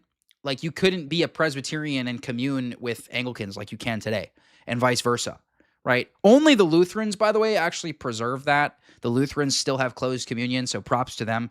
They criticize us for having closed communion when that was the historical Protestant position. that I think you're actually doing pretty well. But I think what you're doing is holding that beach ball under the surface of the water. Like that it's unnatural. That the religious neutrality that you are behaving under, and to your credit, somewhat well, is still it has to be manufactured. That it's not natural. That you have to work at that, because I think every person created in the image of God actually does have by default religious beliefs about the world, its existence, its origin. Well, religion that is guide universal, us. yes. And it's just a matter that it has to be the underlying fabric, is basically what Joel is saying. Like your religious views have to be the underlying fabric for a nation. And this is what Codriano gets right when he's talking about Romania, is that and this is why he wanted his movement to be religious before it was political, because he felt it couldn't be hijacked if it was. And that's why he had St. Michael the Archangel as the protector of his movement. If you take one step in certain directions, and I believe Patriot Front is a very tenable position, right? Because we can talk about the state, we can talk about the theories of state, but yeah, I'm familiar with like Reformed theology. I was Presbyterian before. I was actually Reformed Baptist, and then I was Presbyterian. So, but I just didn't know that he was right. Reformed I have to Baptist. make rules that Men must be governed. They do. They're not all angels, unfortunately. And I believe we have a very tenable position, that we limit the scope of religious acceptance to our culture, to our racial collective. Right. I think I was reading as I was researching historic European religions. I may have used that phrase. I'm sure when I read it, applies. It does. And when I read it, though, I chuckled to myself, because I immediately was like, I know what he means there. Yeah. He means Christianity and a little bit of Thor. Well, yes. And I do think that, the position we're in is tenable. And I believe if you made it any smaller, you could have a bit of a runaway effect, because I do see the various Christian denominations that have arguments against one another. And I do worry that in our specific case, if we made it any smaller, if we kicked out, one of the groups and, okay, well, now you're not allowed to be. I hear you. You're worried about a religious... go all the way down to only Episcopalians. For sure. You're worried about a religious war distracting us and even defeating us. Yeah, but every single like quote unquote denomination, I'm using this in the colloquial sense, of Christianity, like they kind of admit, and even our saints, like Orthodoxy is traditionally the most exclusivist. You still see our saints like referring to like those that were baptized in the Trinity, like as a unique category, like, and you see some of them even naming like Protestants and Roman Catholics. So like, he's basically saying like, hey, this is a slippery slope. You end up with like this like very hyper exclusionary, but like everybody kind of understands that there's something unique about the Trinity, and like affirming the Nicene Trinity. Like everybody on all sides of the Nicene Trinity, like everyone within the Nicene tradition, kind of understands that that's a unique category. To where a under the surface racial war one-shots all of our people. I get it. Like, so for me, I have that mentality with Catholics. Okay. So like, I want to have vicious, heated arguments with Catholics. And I see that as a luxury for winning. Okay. You have to win first. Right. And then you can have your intramural debates all day long. Like, the intramural debates are the luxury of times of peace. One of the reasons why throughout Christendom, you had so many theological distinctions and sharp religious disagreements is because they were not under civilizational duress. Yeah. That's why they could afford the religious factions, because they didn't have all the racial and civilizational ones. And I'll say, I don't think there's a real practical reality in which, the Norse paganism, and that it totally supersedes Christianity. I'm sure some people will be a little bit unhappy for me to say that. Well, you're just speaking chronologically. Yes. Yeah. I don't think that's realistic, but I do think there's an element to it that it was around for a very long time. Yes. And I do think even in the last several thousand years, it has obviously been far reduced. But I do think there is a certain cultural thread, which, whether it's explicitly religious, whether it's just based in certain traditions, whether it's based in just myths and stories, I do think it's always going to be with our people. Our pre-Christian history, I do think, will always be with us in some way, in some manner of experience and memory. And even if you have a country which is entirely Christian, which again I don't oppose, I do think there's still something to be said about the full scope of our history. We're talking about Theodore Roosevelt, right? He saw, the conquest of America as a continuation of these very ancient conquests of Europe. And I think, insofar as the narrative of our people, extends from pre-Christian to Christian, I do think that there's other narratives and stories and cultural elements that don't necessarily need to be explicitly religious. And I actually find in my experience, a lot of the pagans that I talk to, I would even say the pagans even have their denominations, which of course I respect. But you kind of have the agnostic pagans, right? Which they believe that these stories are perhaps, it's a form of blood memory. Mm-hmm. It's a myth that's brought down because it's a form of like social source. It's a blood memory. But these stories, it's a source of, it's almost like you mentioned kind of social eugenics, that these are lessons to fortify our society against common issues that people will face. But perhaps my take on the Orthodox Anglican dialogue in the 20th century is that it's devastating that it didn't work out. I mean, I looked into this when I was converting to Orthodoxy because I wanted to become Anglican, and I was like, man, this is really frustrating. That it didn't work out because, and it was literally over one issue, by the way. The reason why the Anglicans didn't end up entering the communion with us and being absorbed into the Orthodox communion was because they demanded female bishops. They wanted female bishops, and the Orthodox Church said no. And so it's really sad, actually. I would have loved to see them have been absorbed into Orthodoxy. I think they would have preserved a lot of their traditions. There's a very Orthodox mentality in Anglicanism. Like you see this with C.S. Lewis. C.S. Lewis loved Orthodoxy. In fact, he went to Greece and he said that that the priests and monastics and the Divine Liturgy were his favorite. He said the Divine Liturgy was his favorite worship service in Christendom. And he also said that the Orthodox priests and monastics were the most Christian people he'd ever met. And so C.S. Lewis, is a great sort of figure as far as his, sort of this bridge from Anglicanism to Orthodoxy. Anglicanism is the closest thing to Orthodoxy that you have in the West, right? So that's why there's a lot of, dialogue between the two. And, it's really a shame that they never, were able to enter into communion. Split a mountain with a hammer, right? And I find that I do think that that has staying power in terms of mythology. I think you're right. And just for the record, it's not actually that I would go against Greco-Roman myths and religious aspects. I would go against them. But it's not that I would go against them from the angle of that they're all make-believe or that they're not real. Yeah. Ironically, I see my Christianity and historic Christianity as the explanatory power for the Greeks and the Romans and their pagan religion that preceded before Christianity took root. So I actually... So I am not of the persuasion that that Thor is make-believe or that Poseidon is make-believe. I actually think that the Christian religious text, the Bible, speaks of fallen angels that saw the daughters of men, Genesis chapter 6, and found them to be lovely and took them as wives and created. So like I think of Hercules, and I think Hercules was a demigod, Greco-Roman. For me as a Christian, I don't say that's make-believe in a story. I say, no, Hercules. And even if you don't say they were Nephilim, right? Even if you don't say they're Nephilim, like they were demons. Like they really were probably real. A lot of this stuff is probably real, and they probably were demons. Probably a real historical figure of antiquity. He wasn't a demigod; he was a Nephilim. So I actually, I understand, yeah. So I just want to make that clear that as a Christian, one of the things I love about my faith is that on the one hand, it doesn't eradicate nature. We don't over spiritualize. On the other hand, though, the world is not just stuff.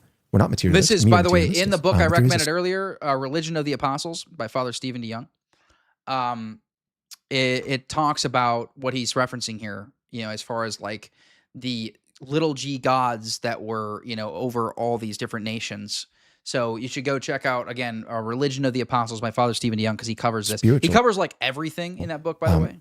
Element to the cosmos and the world that God made. Angels are real, and angels descending to earth and fallen angels and taking the daughters of men and marrying them. So when I think of like a god of the sea, I think that's probably real. And that god of the sea, that some called him Poseidon, others called him Neptune, but that this god of the sea was probably a fallen angel that had a regional jurisdiction. So the Bible speaks of princes and principalities. The principality would be the region. Even in the book of Daniel, an angel comes and visits Daniel and says, I'm sorry that I'm late. I got held up because the prince of Persia. And it's very clear he's not talking about a civil human king, but that above... Guys, please like the live and subscribe to my channel. I'm an Orthodox Christian. I'm anti-replacement, anti-international Jewry, anti-Israel, anti-Islam.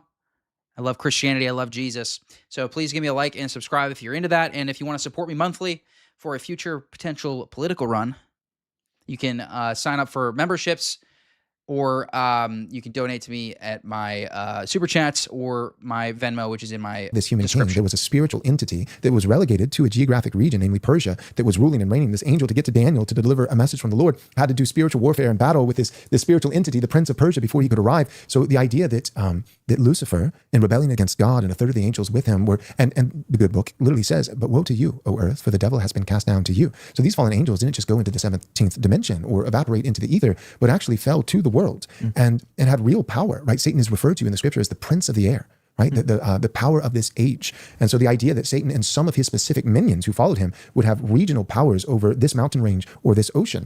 So I would look at Poseidon and I would say, the Greeks and the Romans were recognizing a real spiritual entity that had real tangible, who could actually, because even Jesus, when he's going to certain regions throughout Israel in his earthly ministry, it says there was a great storm that had never been before seen, and Jesus speaks to the waves, and so for me, I think that was actually demons. I don't think it was just a storm. I think that there was some demonic entity that was stirring up the wind and the waves, and causing them to try to capsize the boat that Jesus and disciples were on. But Jesus, who has a greater power over Poseidon. So when I think of pagans, one of the reasons I love the pagans is I'm like, man, I just want you to be. A lot of people shit on Joel. Like Joel is like, most of what Joel says is true. Like it's like 99% of what a bro says is correct. Like everything he's describing right now is absolutely right, and is aligned with how the saints speak.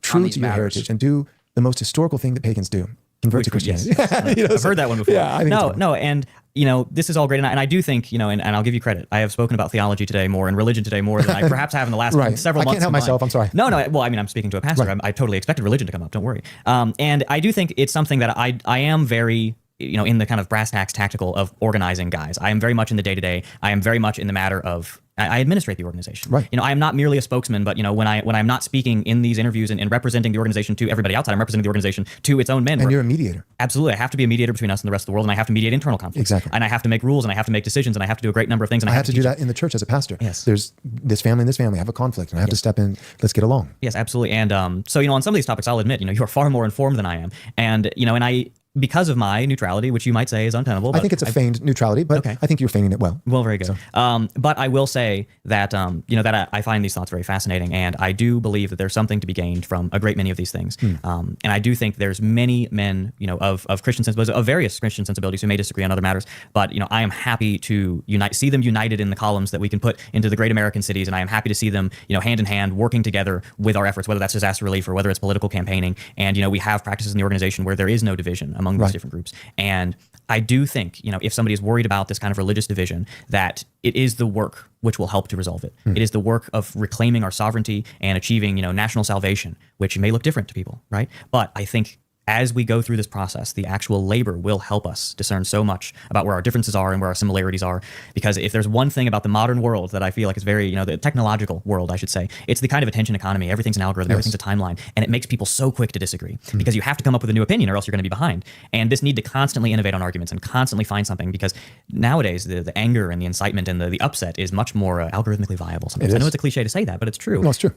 But that's not what we need. Right. That we need community, we need stability, we need virtue and culture. And these things oftentimes are not profitable. They're not marketable. They don't do as well as live streams. They're not as exciting. Yeah. Not as exciting, but they're what we need. So I think there's an element, I've used the analogy that sometimes it's the job of a shepherd to stand between his flock and where they need to be. So, whenever people say, oh, well, this seems a little boring, or, oh, maybe your words are a little bit too big, or, oh, maybe I don't quite get that. That's because I'm standing in between you and where I want somebody to be. And I think, I think both respectively, we're culture builders, right?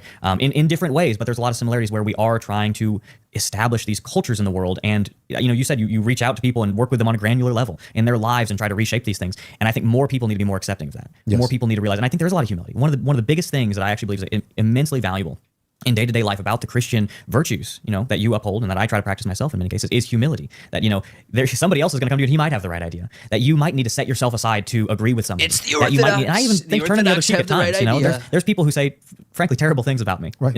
And I've been doing interviews and you hear all those things. And there's the practical political thing of, I can not look offended and I'll be better because I'll seem like I'm the better guy. But then there's the also genuine matter in my heart that I'm just not going to let it get to me. Right. Who knows what he believes? Who knows who told him that? You know. And I do think there's a lot to be recognized with this kind of cultural benefit of Christianity. But there are these core virtues, and to those who are not Christian, you don't need to be Christian to be humble. You don't need to be Christian. Now you might say otherwise. I would disagree, but go ahead. But if I'm trying to reach them on your behalf, maybe they won't listen. But I do believe you. Simply by being a creature made in the image of God and through common grace, which affects both the believer and the unbeliever, that yes, I think that you actually can uphold some of these virtues like humility and these things outwardly. Yes. And it make a real difference in your life, lend towards peace and prosperity, because the scripture says God will not be mocked. A man will reap what he sows. These are universal principles baked into the fabric of the world that work whether you're a Christian or not, right? Somebody who's a non-Christian but who practices integrity in the business practices and works hard usually ends up being more wealthy than somebody who's lazy. So it's because God built the world that it functions, right? There is seed time and harvest. There is summer and winter. So there's a way of observing the world even as an unbeliever, right? And being able to see and detect patterns, being a noticer, and working with the grain rather than against, and experiencing a benefit. So in that sense, yes, I do believe the unbeliever can exude externally certain virtues. The only thing I would reserve within my belief as a Christian is it on the internal. That true humility requires, I think, the profound and deep, honest acknowledgement that I am not my own, that I was bought with a price, and that the God of the universe made me, that every good that I've done ultimately tracks back to him. Every good and perfect gift falls down from the Father of lights. Romans chapter 8 says that the mind of the sinful man is not just merely indifferent or neutral, but hostile towards the things of God. And so I believe the unbeliever Thank you for the externally membership chat here. It's true. A lot of people say it. They say the Orthodox are the most base. Probably some people even say our enemies are beta cucks. Believe me. Yes. Thank you for the memberships chat. Cancer can make suspension bridges, can be very virtuous externally, but in his heart of hearts, the one thing he can never do is that in the best of circumstances, rather than taking all the credit for himself, he may say, I did this by the power, the collective spirit of humanity and for the good of mankind, right? One small step for man, one giant leap for mankind. Whereas only the Christian can say that I did this by the grace of God and for the glory of God. And for me, in my mere definition of humility, Guys, thanks for the new memberships today. I try to take care of my members. I try to give you guys, I give you guys my notes too. So like my stream on Tuesday that I did on nationalism and the saints, I give you guys my notes by request. I give you guys all my debate notes. So I've debated Redeemed Zoomer. I've debated Voice of Reason. I've debated various atheists. I debated other Roman Catholics. And so I'll give you my debate notes by request. And I try to do a members only live stream most weeks. So I have a bunch of those available with different saints quotes on race and nationalism that are a little bit too spicy for my main stream. So if you want to support me monthly, you can sign up for YouTube memberships. Otherwise, please like the live and subscribe. I did it by the grace of God who gave me each breath in my lungs and for the glory, not just for the good of my fellow humanity, but for the glory of God. But that does not mean that Elon Musk, who's not a Christian, can't do some things that genuinely are sacrificial or selfless and good for people. So humility of a sorts. No, and you could very easily say that practicing these virtues in themselves, with your belief, is on the right path towards what you would see as a proper outcome. And I think virtue is something which is most evident when it's pressured, when it's tested. That's right. And a lot of people in the country, they're not living lives where their virtues are ever really tested, so they don't really know how virtuous they are. So true. And I think when we're going back to the frontier in American history, and a lot of the people who just spend too much time online, they spend too much time talking about theory, is they haven't really tested themselves. They don't really know the type of person you are. And I don't think you can really know the type of person you are, anybody, unless you. This is a huge problem, by the way. This is why, these, as much as I love all the theology debates over on Discord and stuff, it's kids who are 14 who have never been to liturgy, never been to mass, and they're debating, St Photius, right? And they're debating Black Rene, and it's just they're citing the Rudder, which is one of the most brutal texts as far as how dense it is. And so it's these guys are not are they really are they really putting the faith into practice? Are they really testing themselves, at the ground level? Some of them are, I give them credit to those that are, right? But a lot of them, I don't know. I have concerns that a lot of them are not. For something, unless you truly believe in something, unless you come in contact with the Noahide laws. Believe, do not love Christians, you absolute imbecile. What the freak are you talking about? The Noahide laws are what was leveraged to put to death Christians en masse for quote unquote blasphemy because they believed in Christ's divinity. No idea what the hell you're talking about. This is the pagan garbage that these guys will spew. You have no idea what you're talking about. Noahide laws have been used consistently in history to persecute Christians. Virtue makes men who they are. You look back at some of the greatest men in our history, whether that's European history, the history of Christendom, the history of America, which are all very similar. That's true. Is the men that are the greatest, I find, are shaped the most by hardship. When you talk about, the Pilgrims especially, right? Over half of them died within the first winter. All these very, very... Theodore Roosevelt, a man's man, but he was sickly and weak for most of his life. Yes. And he had to fight. Absolutely. And I think nowadays we need to press harder through these material comforts that we have, because our country is, perhaps in a worse position than it's ever been. But because we're decadent. Yes, but you can look around and say, oh, well, there's so many convenience stores. There's 17 new flavors of Reese's cups. How can we be a collapsed country? But you need to push past these things. You need to work harder. In the past, this hardship was imposed upon you because you'd get tuberculosis or your wagon would break down or a bear would attack you. But now I feel like it's harder to find the frontier because it's within us, because it's in those sort of spaces in between where you need to fight through the common culture, fight through the sort of status quo to find the frontier, which is reclaiming this virtue. And that's good. And I like that, Thomas. The frontier is within us. Yes, absolutely. From the Christian perspective, it's the mortification of sin. It's the doctrine of sanctification. That day by day, I might be saved, Theosis. justified, but day by day, I have to fight against the flesh and seek to be, through this lifelong process of being sanctified, further and further conformed to the image of Christ. And I'm quite literally internally waging war against my demons, against my my proclivities that go against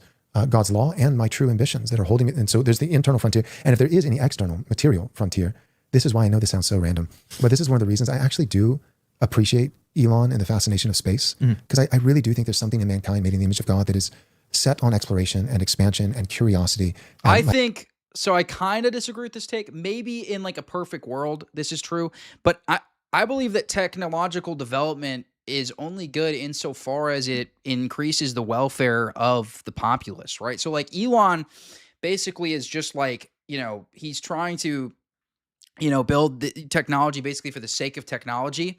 And I don't know, I still don't know how I feel about that. To me, like when you're in a condition of our current country, the condition of our current, state in America, right, for example, or really the entire West, like technology that we should be developing is stuff that's going to help American welfare and the welfare of the people. That's how technology is only good insofar as it boosts welfare, right? And so that's why, I kind of go back and forth on this take that Joel's talking about.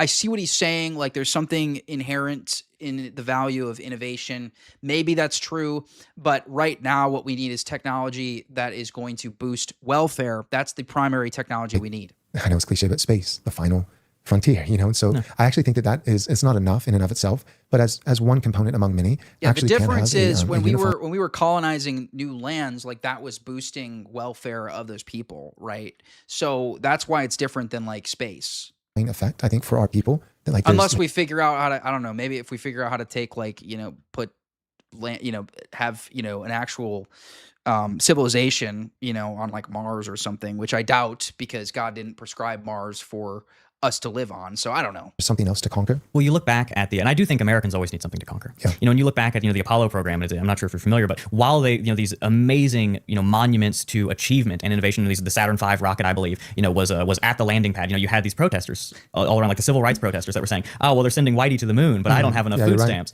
Civil rights one-shot at NASA. Like that was it. Like no, and I think that's so symbolic because you look at a country, we were literally reaching the stars, and I believe the moon landings happened. And me too. Anybody claims otherwise, Matt Walsh said this. And this was my view before I heard him say it. I was pleased to hear him say it, but he was like, flat Earth, and we never went to the moon. He's like, you think that you've discovered the conspiracy? And he's like, no, the real conspiracy is this flat Earth is just one more sad excuse to take away the white man's achievement. Stop it. No, it is. That, or also like I ask, like these are just conspiracies I just don't care about. It's like, what does this have to do with anything?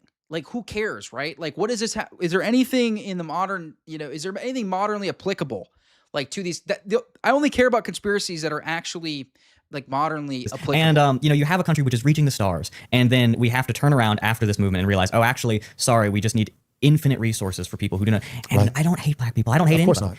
But we need to come to terms with certain realities that the common good of a. I think Africans have always been, not to get back to Africans, since we haven't talked about them in a long time. They have always been something of a subject people within the country. They have always been something, in the custody of the state. And I don't think that's great for us any more than it has been for them. Right. And if you want to talk about a people that is inspired and curious enough to reach out and have new discoveries, new innovations, to reach new frontiers that have never been seen before, I do think that we cannot do it while we are shackled. Like I said in my Independence Day speech, shackled to 100 different nations that have been brought here. And that's not me saying that I want to do great things at their expense. I do believe America can help the world. I believe we should. But I think doing it with something like USAID and doing it by being an example of a civilization to prosper alongside, to use as a reference to your own civil and political conflicts, I think those are two very different things. Very different. And we can't if you had the right ideas, you could say, well, we can't help them while we can't take care of our own house, right? We can't help the other countries while we're impoverished alone. The Order of Mortis. And even so, but that's only if you had the right ideas. Order of Mortis is St. Augustine's order of love, which I've talked about many times. It's how there's a hierarchy of who you're supposed to love first, right? And it's those closest to you. If you can't love those closest to you first, how can you love those further from you? A lot of all this stuff, a lot of all these resource expenditure, a lot of the reasons why all of these resources are being funneled to these people is because, well, they got into government and they did it. Because, people, other groups, all the other groups besides Americans, heritage Americans, as you may call them, care about their own people. They're nationalists for their people, right? And it's controversial. It's so crazy for us to be nationalists for ours because we have the power to make the change. Because if we do it, well, then it messes up all This is what I say often, guys. It's not hard. It is not hard to help normies understand. You just have to flip it on them and say, hey, you have the same mentality about the nation you came from. Why can't I have this same mentality about my nation, right? hands. It stops all their exploitation, and then they have to be more self-sufficient. They'd have to do it on their own, which would be really good for them. Last question. I want to spend just a little. We don't have to go super long, but I do want to slow down here for a moment. Let's see if this will be the final part of the relevant. interview. Okay. In your vision for America, who could vote? Okay. So I think, ideally, when I'm asked about policy questions, I know there's such a great ocean of change that would exist between where we are now and where we would be when, I can place my hand on this lever, right? But if I had to give an idea, I think the franchise should be much more limited. And, you're talking about original authorial intent. I think we should go back to that. And we should really have a conversation about what the founder... I've said at a bare minimum, net tax givers. So like you have to be paying more to the state than you are getting. Like if you're getting, more like welfare or, something from the state than you are giving, like if you're a net taker, you do not get to vote. You do not get to vote. I think that would be insane, right? I think it is insane that people who are net takers from the state get to vote. So yeah, you have to be a net giver at a bare minimum to be able to vote. That's sort of my view on this. To achieve when they said that only 21-year-old or older white landowning men could vote. Free white men of good character. Yes. Were they just saying that because they just thought those guys were great? I don't kind think of a little bit. Yeah, they are great guys. Yeah. Yeah, absolutely. But it was about investment. It was about that these men have standing. They have made certain achievements. You have to have vested interest in what you're voting on. That's basically the point. And this is why Ubi pointed out in our conversation, he was here earlier, that, historically, like to be in the military is the same way. Like you had to be land owning because you had to actually have something vested that you were fighting for. They're literally invested in the country because you own a piece of it. How could you not want to say where the country goes? You literally have a piece of it in your pocket, right? And I think the franchise needs to be rebuilt from the ground up with the idea of investment in mind, investment and the standing to actually achieve that. And, this is a difficult matter because, you look at the legislative history of voting tests and things like that, and there's a lot of ways it could go wrong. As somebody who makes rules that govern men, and I need to keep in mind about, if I put these words in this order, somebody could try to exploit this rule and give me this kind of headache. I would need to keep that in mind. And ideally, we'd sit down with a bunch of constitutional scholars and legal experts, and we'd lock them in a room until they come up with a good system for this. But the core theory is that the franchise needs to be rebuilt with the authorial intent in mind. And is that to say that, no woman could ever place a vote ever again? I don't think so. But is it to say... For me, it would be, but go ahead. Well...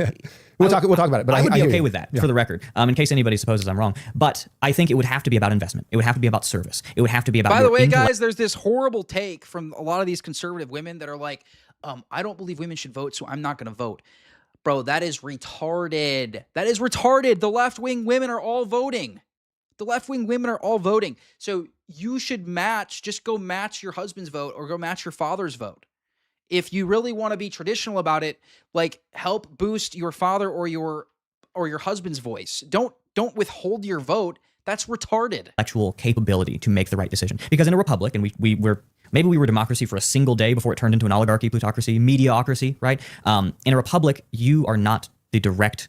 You are not directly going to the government. The idea is you take the best of you and send them to government. It's representative government. Because they're supposed to be better than us. Which is why, like for me, when I think of what is the basic building block of a society, it's not atomistic, it's molecular. Not atomistic, the individual, molecular, the family. Yes. And so I would have one representative in terms of the vote for each household.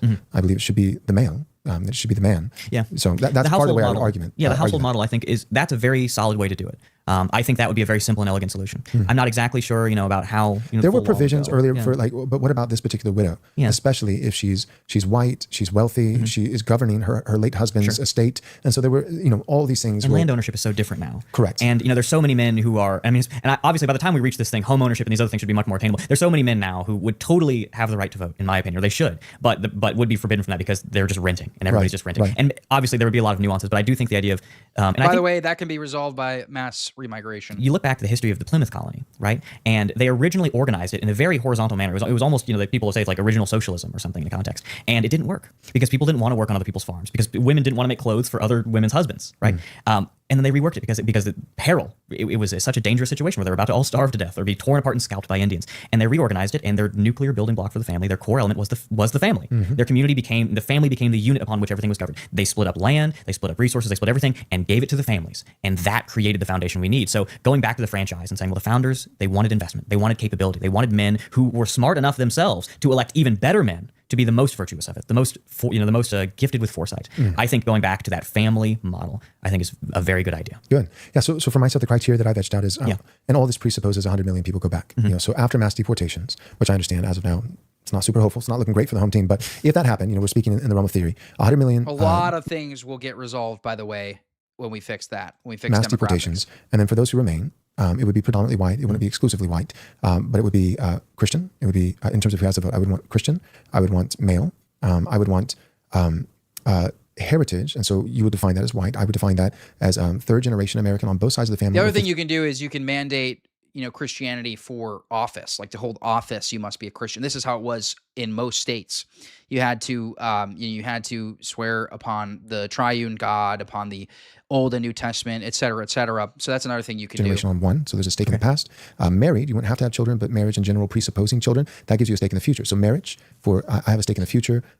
Third generation on both sides, or fifth generation on one, that's a stake in the past. It would be no felonies, you're not a criminal. And then, well, we've got that today, right? Yeah. And then because of Bill Gates owning, half of the land, I would take the land owning aspect. I would say net positive taxpayer. Yeah. You're not a drain on the system. Like Net you're actually positive contributing. Net positive taxpayer, with some exceptions carved out for veterans and things like that. So, and I think with the land thing, a lot of people probably like Bill Gates, we probably own too much land. A lot of foreigners and foreign businesses own too much farmland, too many factories. And I think, especially if you deport everybody who is here illegally or here exploiting us with visa programs and everything, I think the government should take those homes and they should auction them off to young families for $20. The price of the paper on the deed, and the price of the ink on it. And you would have, because when America was prosperous, we had a surplus population to grow and expand. We were a very vivacious people. And I think in this process, if you can have the repatriation at scale that is needed, we would have such a prosperous future in going across the great lands of our continent and peopling them. And I think that would be a beautiful thing. And reworking the franchise is certainly one of the things that'll have to go with that. So for me, it would still be ultimately based on merit. Right. But if we deported 100 million people, you already would move,